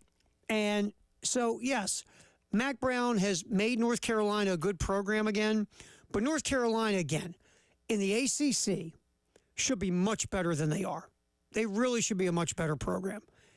So Mack Brown's on this list, and I'll give you the last one on this list after we get our Firehouse Subtext of the Hour in our next segment. The last one on this list should not surprise you, even though if you looked at this coach's 1-loss record, you would say no way. We'll get to that next. Also, our Firehouse Subtext of the Hour, 803-404-6100. Let's give away a couple tickets there, Tyler Head. Caller number 7 gets a couple tickets tonight to go see the South Carolina women take Alabama on at CLA. Caller number 6, 803-404-6100. Give us a ring right now on the Love Chevy phone line, and you can win a pair of tickets for tonight's game. Get back in here. Our Firehouse Subtext of the Hour here on the Halftime Show. We're done at 3. Then from 3 to 6 from Sound and Images on Bluff. Who are those guys again? The Halftime Show. Jay Phillips and Elijah Campbell here on the game.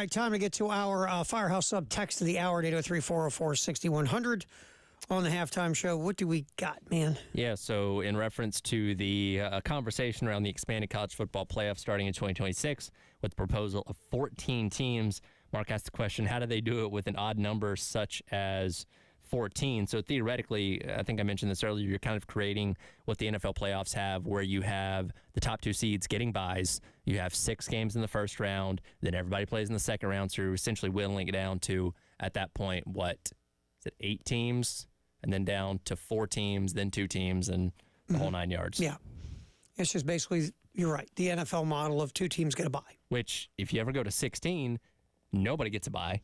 And you just have everybody playing straight up in the first week. You let the top 8 seeds host home site games, then you go quarters, semis, on from there. That's the way I want 16. Which just get to 16. That seems to be where we're going. That's why, people kind of talked about, well, maybe you try and, steadily work your way up. Maybe go from 4 to 6, then from 6 to 8, then 8 to 12, then 12 to 16. It's like, if we're eventually going to get to 16, just do it already. Rip the Band-Aid off. Because what you're, jeez, in my opinion, when you change the way you decide your championship, you're effectively saying the way that we did it before was not good enough, was not effective enough. So if you're having this integral step-by-step process, you're saying, all right, 4's good, but 6 is better. But wait a minute, a couple of years, 8's going to be better than that. Then 12's going to be better. Then 16's going to be the greatest thing you've ever seen. It's just like, if you're trying to get to 16, just go do it. Yes. I'm going to watch the game anyway. Right. You're not going to run me off. Just do it. You know why they're doing this? Partly, and they say, well, it's access. We talked about this earlier. You can get access when you want access. Sure. If you want look, if I want to get it, one time I remember I was renting this place in Boise, and the door was kooky, and it was like the lock was weird, and the lock jammed, and I couldn't get in. I wanted access to my house. Sure. You know what I did? Found a way in. I went over. Again, I'm from Baltimore. I know how to break into a house. Broke into my house. Got back in because I wanted access. If you want access bad enough to anything, you find a way to get access. I won't ask what other situations you've used that skill set in. I cannot speak of that anyway. Anyhow, because I think the statute of limitations is over on some of that stuff, but I really can't get into it, Tyler. Is Terry Ford even your real name? You know what? I can't talk about that either. I got a briefcase filled with passports. So, yeah, the access thing, okay, if you want, you can get it. I almost feel like they want to keep themselves so much in the limelight. Sure. And they want to keep this story so in the media because that pushes promotion on them so bad. Well, that's why they do it. On Tuesday, we just found out what the actual format was going to be this year with the 5 and 7 model. 24 hours later, they're already talking about the next thing in 2026. Right. I just feel like you want to keep yourself in the news and keep yourself relevant in the news cycle world we live in. So, hey, instead of going straight to 16, why don't we go to 14? And then we'll be in the news when we go to 16. Well, it almost kind of creates a scenario where, again, we have theoretically the 12-team playoff for the next 2 years, 5 and 7 model. We know we're locked into that. Whatever problems arise and unintended consequences this year or next year, they can always say, well, in 26, it's going to be better because we're going to fix this, and this is going to be like this. Like, you always have that next thing to say, well, I know you don't like it right now, but wait till we get here. And then when we get there, it's going to be, well, wait till we get to 16 or whatever it ends up being, 24, 32. Heck, let's do December Madness and have 64 teams. It's the wiggle room to give you what you need wiggle room for. Sure. And that's where it's at. So, but that's the way it would go at 14. All right, real quick here. The last on this interesting list of who has something to prove next year. This one, if you listen to this show, it's not a no-brainer because we've talked about this. Ryan Day at Ohio State. Absolutely, 100%. Dude has lost to that team up north 3 straight years. Watch that team up north go to the college football playoff the last 3 years. Watch that team up north win a national championship. But now that team up north is losing a high-level head coach. And we'll find out, but you feel vulnerability. And you, by the way, have added a quarterback, a running back, and a safety, high-level guys in the portal from some pretty good schools. Plus, you've always got one of the best recruiting classes in America every year. Guess what? Ryan Day absolutely has something to prove this year. You lose to Michigan with Sharon Moore as a first-year full-time head coach, and Michigan advances farther than you in the college football playoffs. There's going to be a conversation to be had. Well, you're the ex-head coach at Ohio State. Pretty much. I told you, they don't mess around there. No. They don't want to lose that school nor up north. They want to be in the college football playoff, and it's been almost 10 years since they won a national championship. They ain't messing around, Ryan Day. You got handed a Lamborghini, friend. Get it in the fast lane, or you'll be the ex-coach at Ohio State. All right, there you go. Football brought to you by Atlantic Windows and Doors. What's trending at 2 next on the game?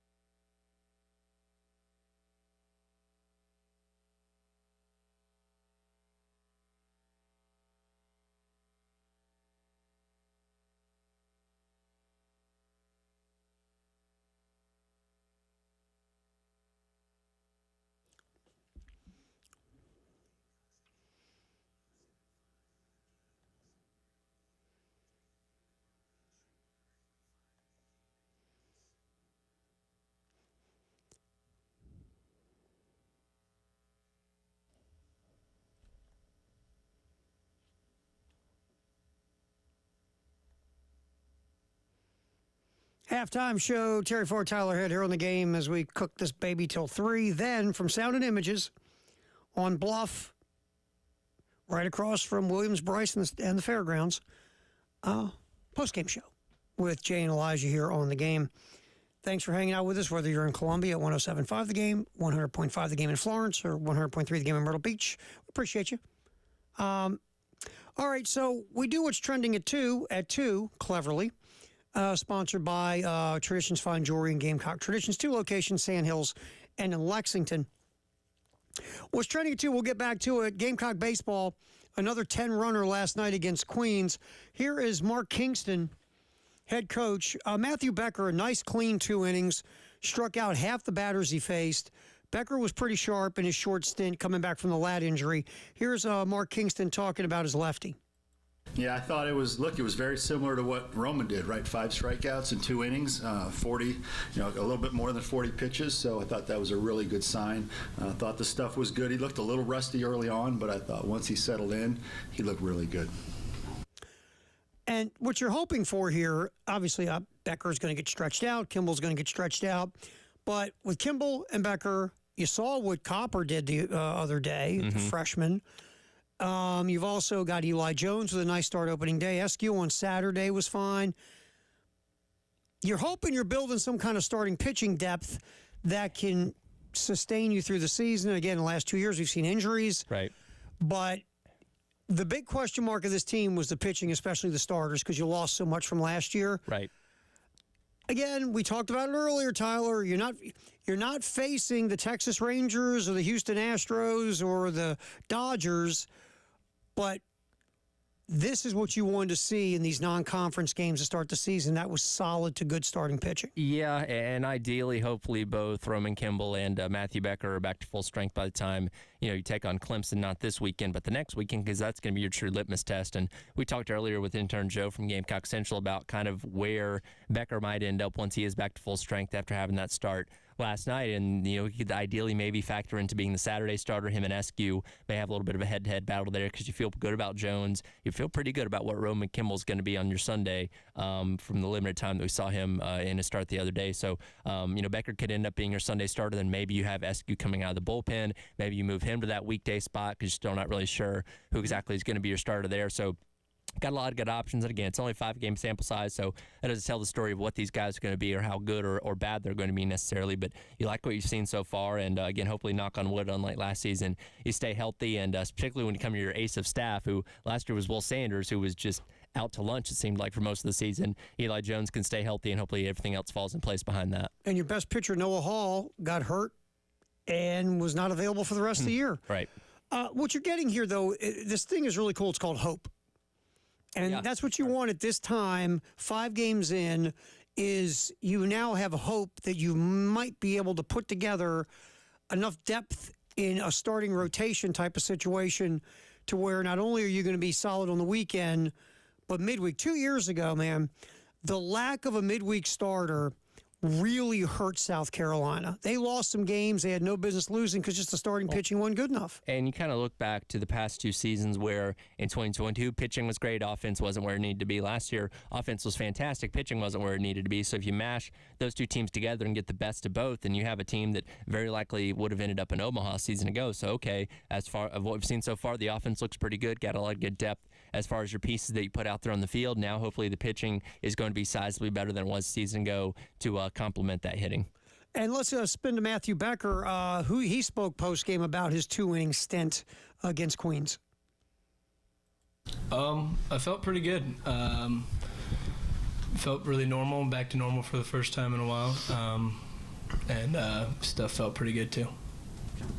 So he came off the mound feeling good, and then nothing with the lat. And again, we'll see in the next couple days. But Becker, he didn't have any issues physically after the 2 innings. Yeah, and you got to be careful, obviously, when you're dealing with shoulder stuff with the pitcher, and the fact that that lat injury was just a little over a week ago in the last scrimmage on Sunday, that is concerning. So, working him back, again, threw 45 pitches last night, which is about half of what you kind of expect most of the time your starters to end up throwing. So a good session for him. Got the 5 strikeouts there. So we'll see what kind of expanded role he can maybe take on the next time he goes out there to the mound. And then again, hopefully you have everybody at 100% by the time you get to take on Clemson next week.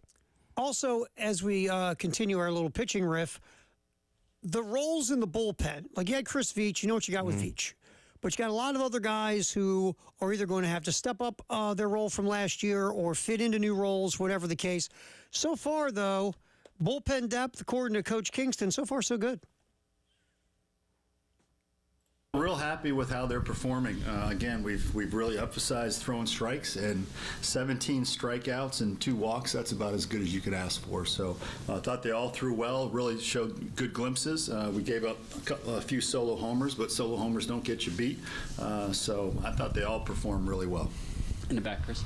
Yeah, I mean, at the end of the day, you want to be able to develop a bullpen where you kind of got an idea of what the guys' roles are going to be.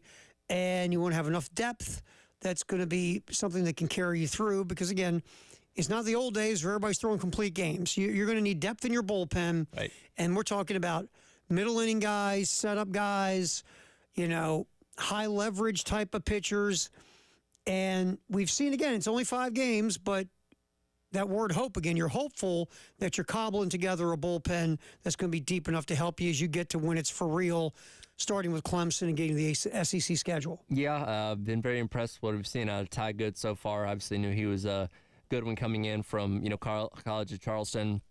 I thought Eddie Copper's response on Tuesday night getting the start as opposed to what he did coming out of the bullpen on Friday was great. And especially when we talk about a guy, making his first appearance at the college level, you wonder how much something like that's going to rattle him. Now, again, is he going to be your midweek starter and a bullpen guy on the weekend? We'll kind of see how that ends up playing out. But what we've seen out of him over the course of a 2-game sample size has been pretty, pretty solid. And again, you mentioned Veach, kind of know what you got with him. And just a collection of other guys. There's so many new faces on this team, particularly when it comes to pitching. I think it's going to take a little bit of time to kind of, figure out who's going to be what and who's going to slide into what roles. But again, that's why you play teams like this early on in the season, have your staff nights like you had last night, where you can really go through and get a lot of guys out on the mound. Well, Copper, especially his first start ever, he admitted, I had the jitters. It lasted 3 hitters. I just, I was a little nervous.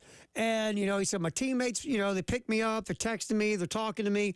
So I was in a much better space for my second appearance, which was his start the other night. Which, again, the concern is legitimate because pitchers are head cases.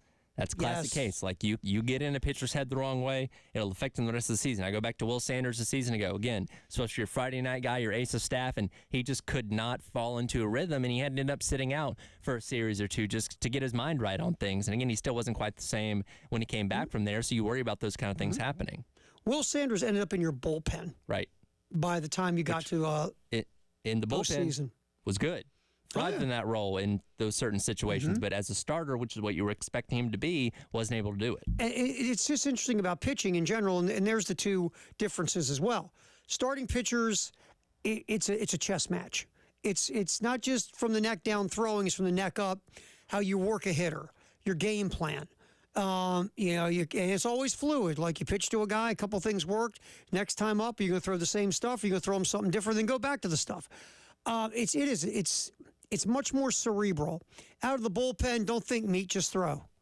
Right. And some guys, you take away the thinking part and just say, use your physical gifts, and they just perform. And Sanders last year was that guy. Hey, Will, don't worry about thinking, because right now you got way too much thinking going on. Just go out there and throw. When it comes to bullpen guys, maybe you're out there for an inning, maybe 2 innings at most, so you can go out there and just kind of put everything into your selection of pitches that you have, as opposed to being a starter where in an ideal world, on a good day, maybe you're going 5, maybe even 6 innings where you have to really kind of pace yourself and make sure you don't use up everything all at once. So, yeah, a little bit of a different mindset, and the guys that are able to do both those things are a special type of talent. So, yeah, again, that's why you play these kind of, I saw somebody in the text line earlier that was kind of critical of the quality of opponents that you've played so far this season, which, again, these things are scheduled ahead of time, and with the transfer portal and stuff like that, you never know how good or how bad a program necessarily is going to be But, again, South Carolina is doing their job handling these opponents the way they're supposed to. And, again, you're getting a lot of guys out there, getting a lot of guys work, where you can get some better idea of figuring out what you have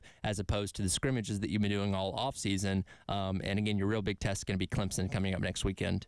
Yeah, absolutely.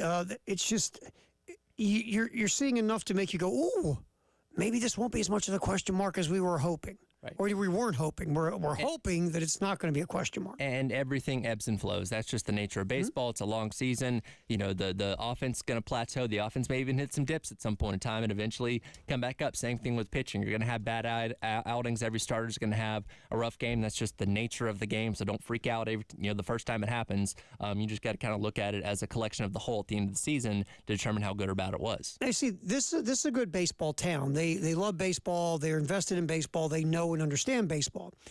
Problem is, you get a percentage. It's not a big percentage. Like here, it's not going to be a big percentage because it is a good baseball town.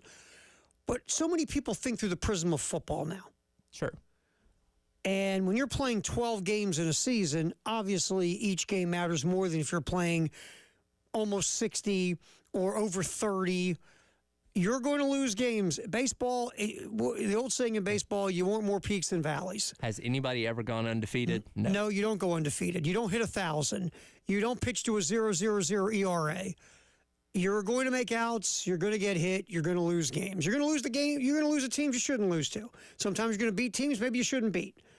You're right. It's a long, you want to talk about, it's not a marathon, it's a triathlon. And it's just, right now, 5-0, you're seeing some things you really like against opponents you should be smacking around, but you're doing what you should be doing, smacking them around, and you're going, wow, starting pitching, maybe there is something. Wow, there's some bullpen depth there. All righty, okay. All right, speaking of the offense, which has been really good for the most part in the first 5 games, Talmadge LeCroy's been on fire. Here's LeCroy talking about the early offensive success of the Gamecocks. Very pleased. Just sticking to our approach, letting these teams come to us, and just like trying to hit the ball as hard as we can. It's working. The approach with working the count, not swinging the stuff out of the zone, not chasing, getting good pitches to hit, and then when you get them, you take advantage of it and you barrel it. They have been excellent on offense so far, and they're not trying to do too much. They'll take the walk and pass the baton to the next guy. 59 walks for the first 5 games of the season. That's good plate discipline. Yeah, and that's something. As the season goes along, you don't want to get out of that too much. You want to continue on making pitchers grind, making them work, upping pitch counts, forcing them into hitters counts. That way you get better pitches to hit. And then when you get those pitches, again, do damage. Right. All right, so that's what's going on with South Carolina baseball. They'll be back at it tomorrow night, tomorrow afternoon, 3:45 pregame, 4 o'clock first pitch, taking on Belmont. And obviously you can hear it right here on 107.5 The Game in Columbia and 100.3 The Game in Myrtle Beach. Got a couple of contests going on here at the game. First of all, want to win some money? Right now you can win $150, and it could go even higher. It's our Grand Slam contest, our Grand Slam giveaway from Palmetto Citizens Federal Credit Union. $25 goes into the pot every game. If a South Carolina Gamecock does not hit a home run in that game, the pot will then go up 25 more next game. Right now, since there's been no Grand Slam, the pot is sitting at 150. No, 125. 125. 5 times 25. Get my phone out. $125 right now. So you go to 1075thegame.com. You can qualify. Just look at the little flippy thing on the top of the website, the media reel, the promo reel. When you see Grand Slam giveaway, click on it, fill out the form, hit submit, and you are qualified to win the cash. If you're picked after a Grand Slam. So you can do that 1075 The Game. Also, want tickets to go see Clemson in South Carolina? Go at it March 1st at Founders. Rivalry Friday ticket giveaway from the game. Again, go to our YouTube channel, The Game TV, and subscribe. Then go to the website, 1075thegame.com. Look at that little flippy thingy again. And when you see Rivalry Friday ticket giveaway, click on it, fill out the form, hit submit. You could win a couple tickets to go see Carolina and Clemson. That's our 2 little giveaways we're doing right now here on The Game. We will come back in here, continue What's Trending at 2 from Traditions Fine Jewelry and Gamecock Traditions. We'll delve into what happened last night on the court in the SEC. Quite interesting. That is next. Halftime show. Terry Ford, Tyler Head on The Game.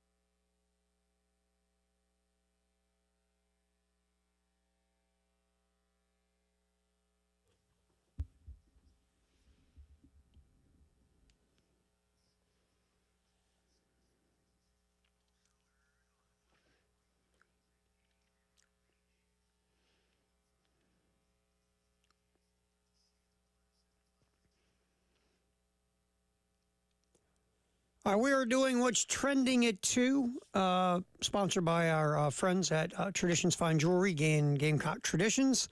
Here on the halftime show as we run up until 3. Then remember, post-game show out at Sound and Images on Bluff, right across from the fairgrounds, and Williams-Brice from 3 to 6, hanging out with Adam Vance and the crew there at Sound and Images. So, again, that's coming up this afternoon. Tomorrow, we're at Griffin Pools and Spa, the head of this show from noon to 3, talking about all the great deals and values that they're having right now at Griffin Pool and Spa. Remember, it's that season. You know, it's getting out of February. It's almost time to go, hey, you want to get outdoors again? You know, it'd be great. A pool. You know, it's good. A spa. So we'll be out there tomorrow at Griffin Pool and Spa in Lexington. All right. What also is trending at 2, last night, man, I mean, it was a couple of really good games in the SEC as the season is grinding to a conclusion. Alabama, Florida was high-level offensive basketball. It just really was. I didn't get to watch the whole game. I was in and out on it. Went to overtime. Alabama won in OT at home, barely, 98-93. You know, Bama didn't shoot it all that well. They chucked 32 threes, only made 25% of them. Florida, they threw up 30 threes and only made 30% of theirs. But where the game was won, Alabama, who has been soft on the glass on and off all year, Nate Oates, their head coach, challenged them to bow it up, man up a little bit, and Alabama pulled down 21 offensive rebounds. That was a huge key in getting that W. Florida's good, man. Florida is a good basketball team on the offensive end of the court. Nothing special on defense, but they like to play really fast, and they can score. They're coming into CLA, coming up here soon, and look, as good as Florida's been playing, they don't want to play slow. South Carolina's tempo, I think, can frustrate Florida. Gators they don't wow you defensively. Even though Florida's been playing at a big thumbs-up rate lately, I still think that's a game because South Carolina can control that tempo, play their style, stay in their lane. That's a game you can win because Florida will get frustrated playing in a low-possession basketball game. And the fact that Florida, not the most intense defensive squad in the world. Alabama, look, Tide won at home, but I'm watching the end of that game. Alabama is up 5 in OT. It's around a minute left. And, you know, they're just chucking shots. There's no end game situation idea of like, hey, there's a minute left, up by 2 possessions. Don't take the first open look. I get that's what Alabama does. Alabama comes down court looking for a wide open 3 early in the shot clock before the defense is set. I understand the mentality. Try to get a shot early in the shot clock. Defense isn't set. Maybe we'll get an easy hoop or a wide open 3 and we can nail it. I understand it. I understand the philosophy. But end game situation, now it's different. The clock's your buddy. It's your boy. Clock staying on the sideline next to you with his arm around you. Now it's time to burn the clock. It's time to, slow it down. Don't take that wide open 3 with only 8 seconds off the shot clock. We got to burn clock. We got to force them to foul us and we can expand our lead. We have a 2-possession lead. Instead, Tide's just firing the 3 ball early in the shot clock. Florida gets it back. All of a sudden, it's a 3-point game, then it's a 1-point game. Now, again, Bama won because they got, a couple of really big offensive rebounds and a key defensive play by Mark Sears, their guard. But that's the thing with Alabama. As fun as it is to watch that crew play, it's up and down the court. It's fast-paced. They're firing threes or they're going to the rack. They're very analytically savvy and sound. Sometimes you got game situation at the end, man. You can't just say this way we play. No, that's the way you play until you get to end game situations where you have to tweak the way you play because tweaking the way you play will give you a W. You put that W in jeopardy last night in overtime by not thinking about the end game situation. I'm not saying that's on Nate Oates. Again, that was a Bama player firing, but you do have to look at the coaching staff and say, You guys drill in end game situations with these cats, or are you just saying, hey, we are who we are, baby. Let her launch. I don't know. But it almost cost Bama the game. But Alabama, to their credit, hung on, won 98-93. The other game in the SEC was LSU and Kentucky. And obviously, we talked about this earlier in the show. That LSU loss by South Carolina, far and away the worst loss of the year, a game that you had won and you let it slip away from you, to a team that, at that point was 500 at 12-12 and below 500 in the league. Well, LSU then goes home to Baton Rouge. They're down, 9 at the half to Kentucky. Kentucky had this game. All Kentucky had to do was kick it into gear, started the second half, continue to play good, solid basketball like they did in the first half, and they should be able to walk away with a W against a team they're a lot better than. Wildcats got it up to 15 and then went to sleep. I don't know if, again, we got this. We're so much better than these guys. These dudes can't catch us. We're up by 15. We might win by 115. The intensity died on the defensive end of the court. All of a sudden, here comes LSU. Tigers almost put up 50 in the second half. And the winning hoop, I don't know if you saw it on SportsCenter, the highlights this morning or on your phone. But, yeah, LSU big, goes to take a shot in the lane. Shot gets blocked, comes right back to him. Has the presence of mind to flip a pass to Ward. And Ward nails the shot in the lane to give LSU the victory, 75-74. I mean, Kentucky, they thought they had the game won. And I just looked it up. It was Jordan Wright, the guard, not a big, who got a shot blocked in the lane, had the presence of mind to catch it as it was being swatted back at him, and then flipped the pass to Terrell Ward, and Ward hit the layup as time expired. And then Kentucky gets beat. It was a wild ending to a game that Kentucky should have won by double digits. Give LSU credit. That's 2 straight over ranked teams for a squad that's been struggling all year. A squad that's been struggling with the caliber of talent that they have. Mm-hmm. I know there was a lot of conversation a season ago. I was like, is Calipari done? Are they finally going to push him out? Like, this legitimately might be the year where they've had enough.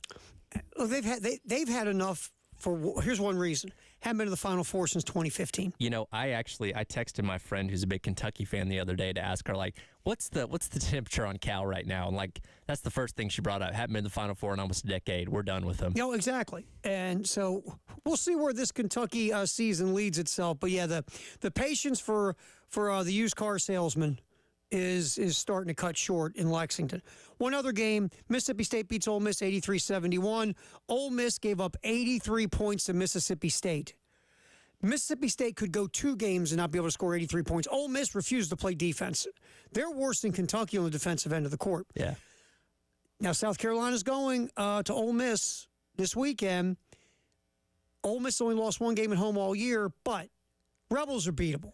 They are now. They did make it interesting at CLA a couple weeks back, and that the waning seconds where thankfully South Carolina didn't get called for the foul on the 3-shot attempt, but South Carolina escaped that one. It's gonna be interesting on the road on Saturday. I mean, Ole Miss is a team that can score buckets. Problem is they give up buckets. Mississippi State, not a very good offensive team. Shot 50% from the floor, 43% from 3 in this basketball game. Mississippi State, by the way, missed 14 free throws and still won the game. Wow. All right. That's it for what's trending at 2, brought to you by Traditions Fine Jewelry and Gamecock Traditions, 2 locations at Sand Hills and also Lexington. We'll come back. It's the greatest day in the history of the world. We'll talk about that next, brought to you by 1-800-GOT-JUNK here on the Halftime Show on the Game.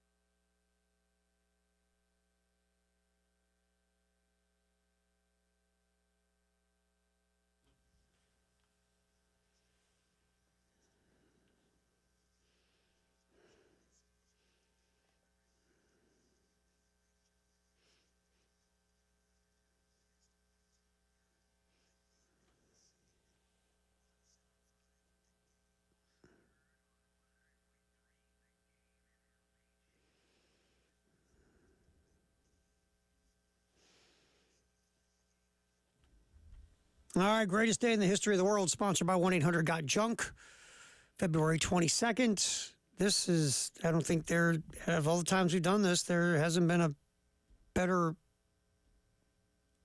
day in history than this one. This day in 1919. First dog racetrack to use an imitation rabbit opens in Emeryville, California. Okay. I think we just move on from How do you get better than that? drop mic, baby. I guess, again, I guess back then that was the idea of chasing rabbits. Now I watch, like when I've had dogs, they rather chase a squirrel.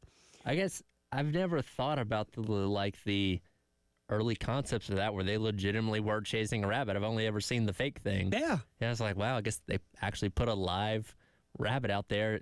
I wonder how often that rabbit survived. Probably didn't end well for the rabbit. All right, 1959, who won the first Daytona 500? Oh, Lee Petty, of course. What was he driving? He was driving for Petty Enterprises. And he won. So, funny story about this. He wins the race. Mm-hmm. Johnny Beauchamp is declared the winner. Mm-hmm. It takes 3 days. A photo by T. Taylor Warren eventually determines the winner of the race to be Lee Petty. 3 days later, the popularity of the controversy helped grow the sport. And by the way, you know what kind of ride Lee Petty was in? Oldsmobile. Look at you. You're vile. It's unreal. That's a great controversy. Now, think if that happened today. All the conspiracy theorists would go nuts. Well, it's kind of fun. There was slight controversy on Sunday because of the time the caution came out to determine if William Byron or Alex Bowman was ahead. It ended up being William Byron.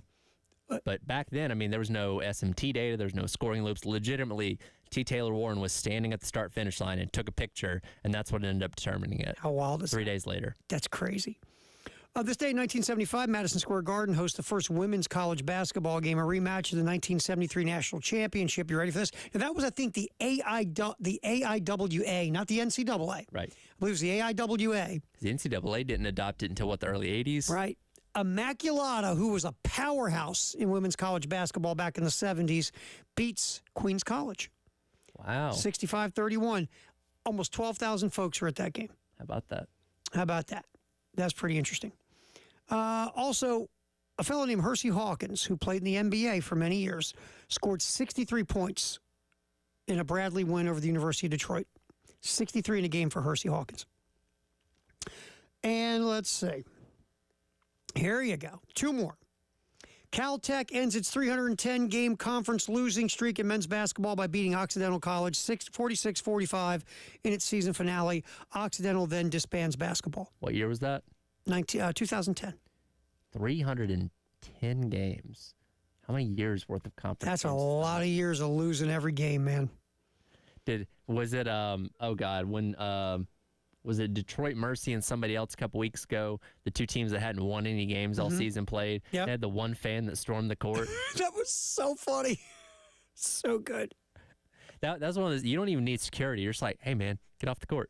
What are you doing, bub? Beat it. You had to be there for that historic moment. You run out, storming the court, and everybody's like, hey, get off the court. That's so good. Don't you go jump with the team? Don't you go over and just kind of start jumping with the team? They're like, whose uncle is this? All right, Tennessee on this day in 2016 ends their 31-year run in the AP Women's College Basketball Rankings. The Lady Vols had been ranked for 565 consecutive streaks starting in 1985. It's Pat Summitt Pretty years, impressive. man. Pat Summitt.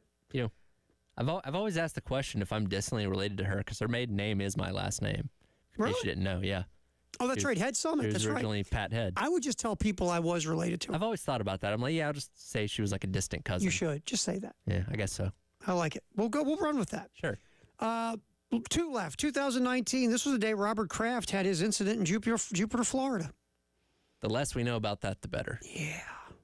I would, look, there was a serious part of that when it came to like the human trafficking piece, because that was the sting operation, but Kraft had nothing to do with it. Sure.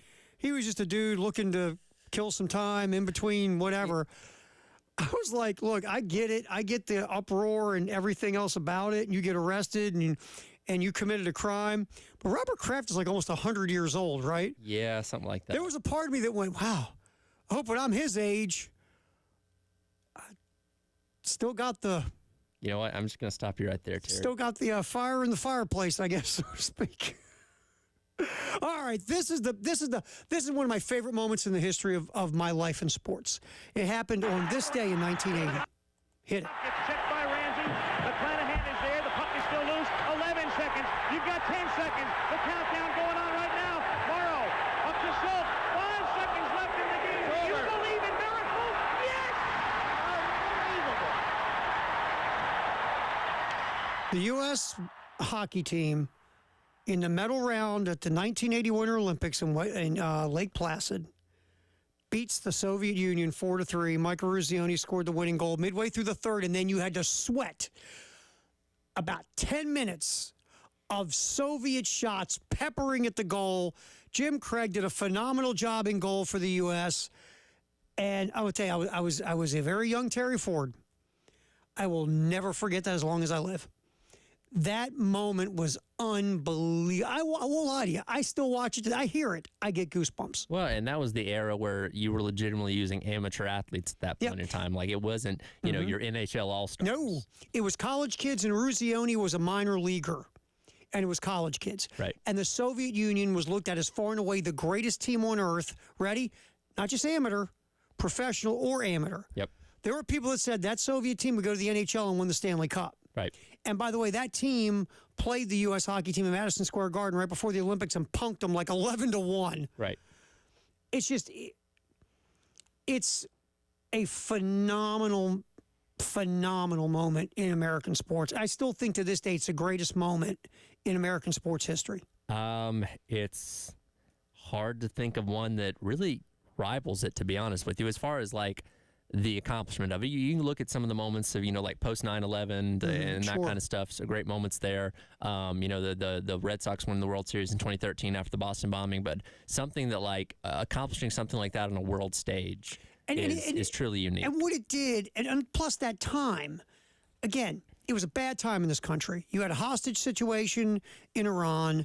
You had a recession. Gas prices were $73 a gallon or something stupid. You had gas lines. Things weren't going well here. Sure.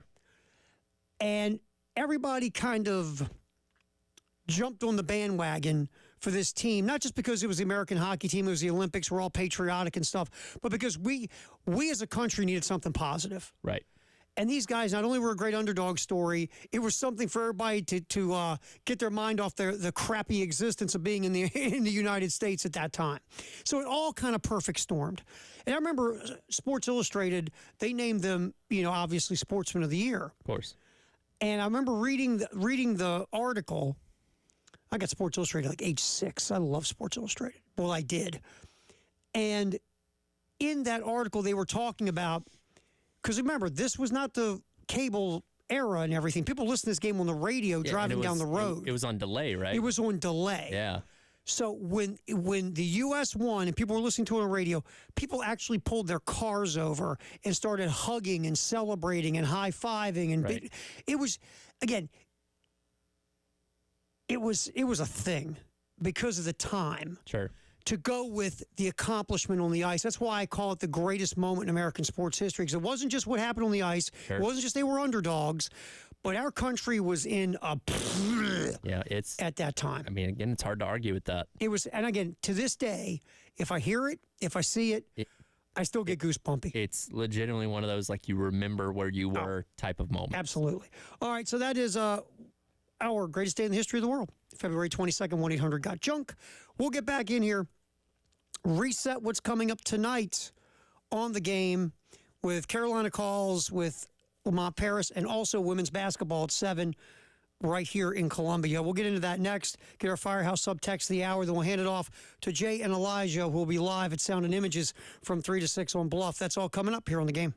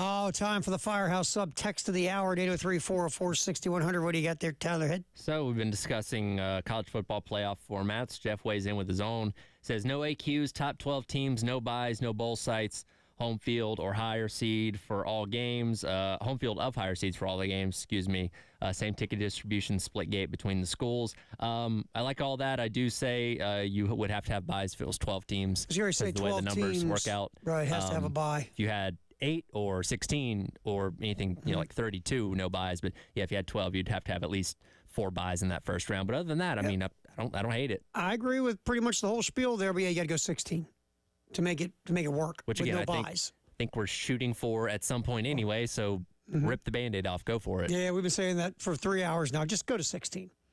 We're going to go 12 to 14 to 15 and a half to a 15 and 3/4. Then we'll get to 16. I am interested with the potential 14-team playoff because, that means the first round has 6 games, which, as it's the way this is structured right now, that's the weekend before Christmas. So for the next 2 years, you have 3 games on Saturday, 1 game in a primetime slot on Friday. Makes perfect sense. Now, theoretically, you're playing 3 games on Friday, so you're playing a game at like noon, 3:30, and then 7. Like, how's that going to work? Because we saw in the original run of the college football playoff, those mid-afternoon games on December 31st didn't do too well in ratings. No, remember that was we're not doing that again. Exactly. Yeah, exactly.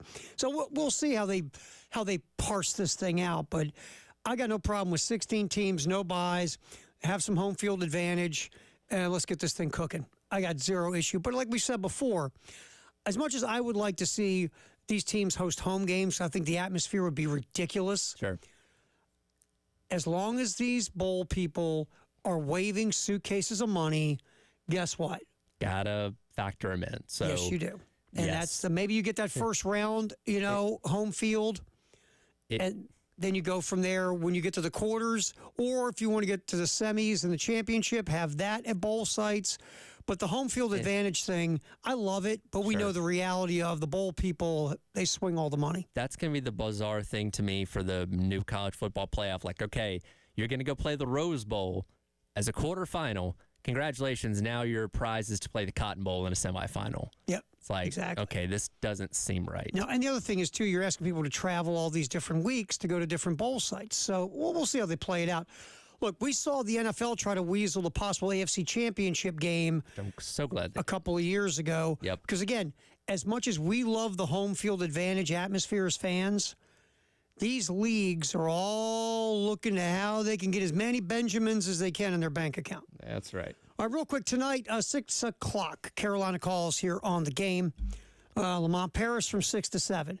At 6:30 on our sisters, and the game also in Myrtle Beach 100.3, we'll have Lamont Paris as well. While that's going on our sister station, ESPN 1320 WISW, we will have the pregame show for women's basketball as Carolina gets ready to take on Bama. When Lamont finishes up at 7 with Carolina calls here in Columbia, then the women jump on, and you can hear the entire broadcast of South Carolina, Alabama, the game, right here on 107.5. Speaking of that, Dawn Staley, cut 12, Tyler, she gave a quick scouting report yesterday on Alabama. I mean, they're sharp offensively. They make you pay. They got players in all 5 positions that can score and score in a disciplined way and how they want to play. They got great guard play. They can defend. They can throw different things at you, 1-3-1, man. They can press you. So they keep you off balance. So we got a game on our hands. We know that. It's funny because, like always, look, when you give the scouting report, you're pumping people up. Alabama this year, to be fair, 7-5 in league, 20-7 overall. They're sitting in the 5 spot or tied for the 5 spot in the SEC. It's a good basketball team. Sure. It is. Now, should they come into CLA and beat South Carolina? No. But just look, a couple numbers. They have 3 scorers in double figures, led by Sarah Ashley Barker at 17 a game. They shoot it pretty well from 3. Overall, they're a solid offensive team. But this should be a W. It should be. Absolutely. One thing we've talked about through the season with South Carolina, as this is accumulated and they're undefeated, was again about the leadership piece and things of that nature. And it seems like seeing South Carolina win these close games they've won lately, Tyler, it shows you that leadership is being handled. Right. Because you need it. You just do. I know people roll their eyes on leadership and culture, but it's a thing. And one of the things about this team, I remember talking to Brad Muller earlier in the year. Brad was like, who's going to be the leaders? Who's going to step up? And those leadership voids have been full, or have been filled, I should say. So that's tonight again, 6:30 on our sister station is the pregame. It's 1320 ESPN 1320, 7 o'clock here on the game in Columbia at 107.5. You'll hear the game broadcast with the women right after Carolina calls the 6 with Lamont. Halftime show done. Post-game show is next. 803-875-MENS, Men's Clinic of South Carolina. You got to take care of yourself. You just do. You don't feel right. You feel off. Is it concern you? Sure. Is it worry you? Yeah. And don't go on the internet and look up what's wrong with you. Please don't do that. You'll drive yourself nuts. It could be low testosterone. Call the Men's Clinic and find out. 803-875-MENS.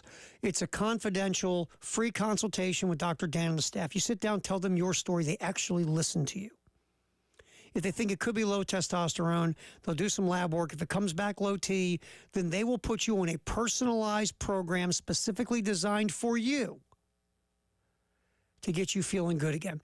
Again, brain fog, lack of life drive,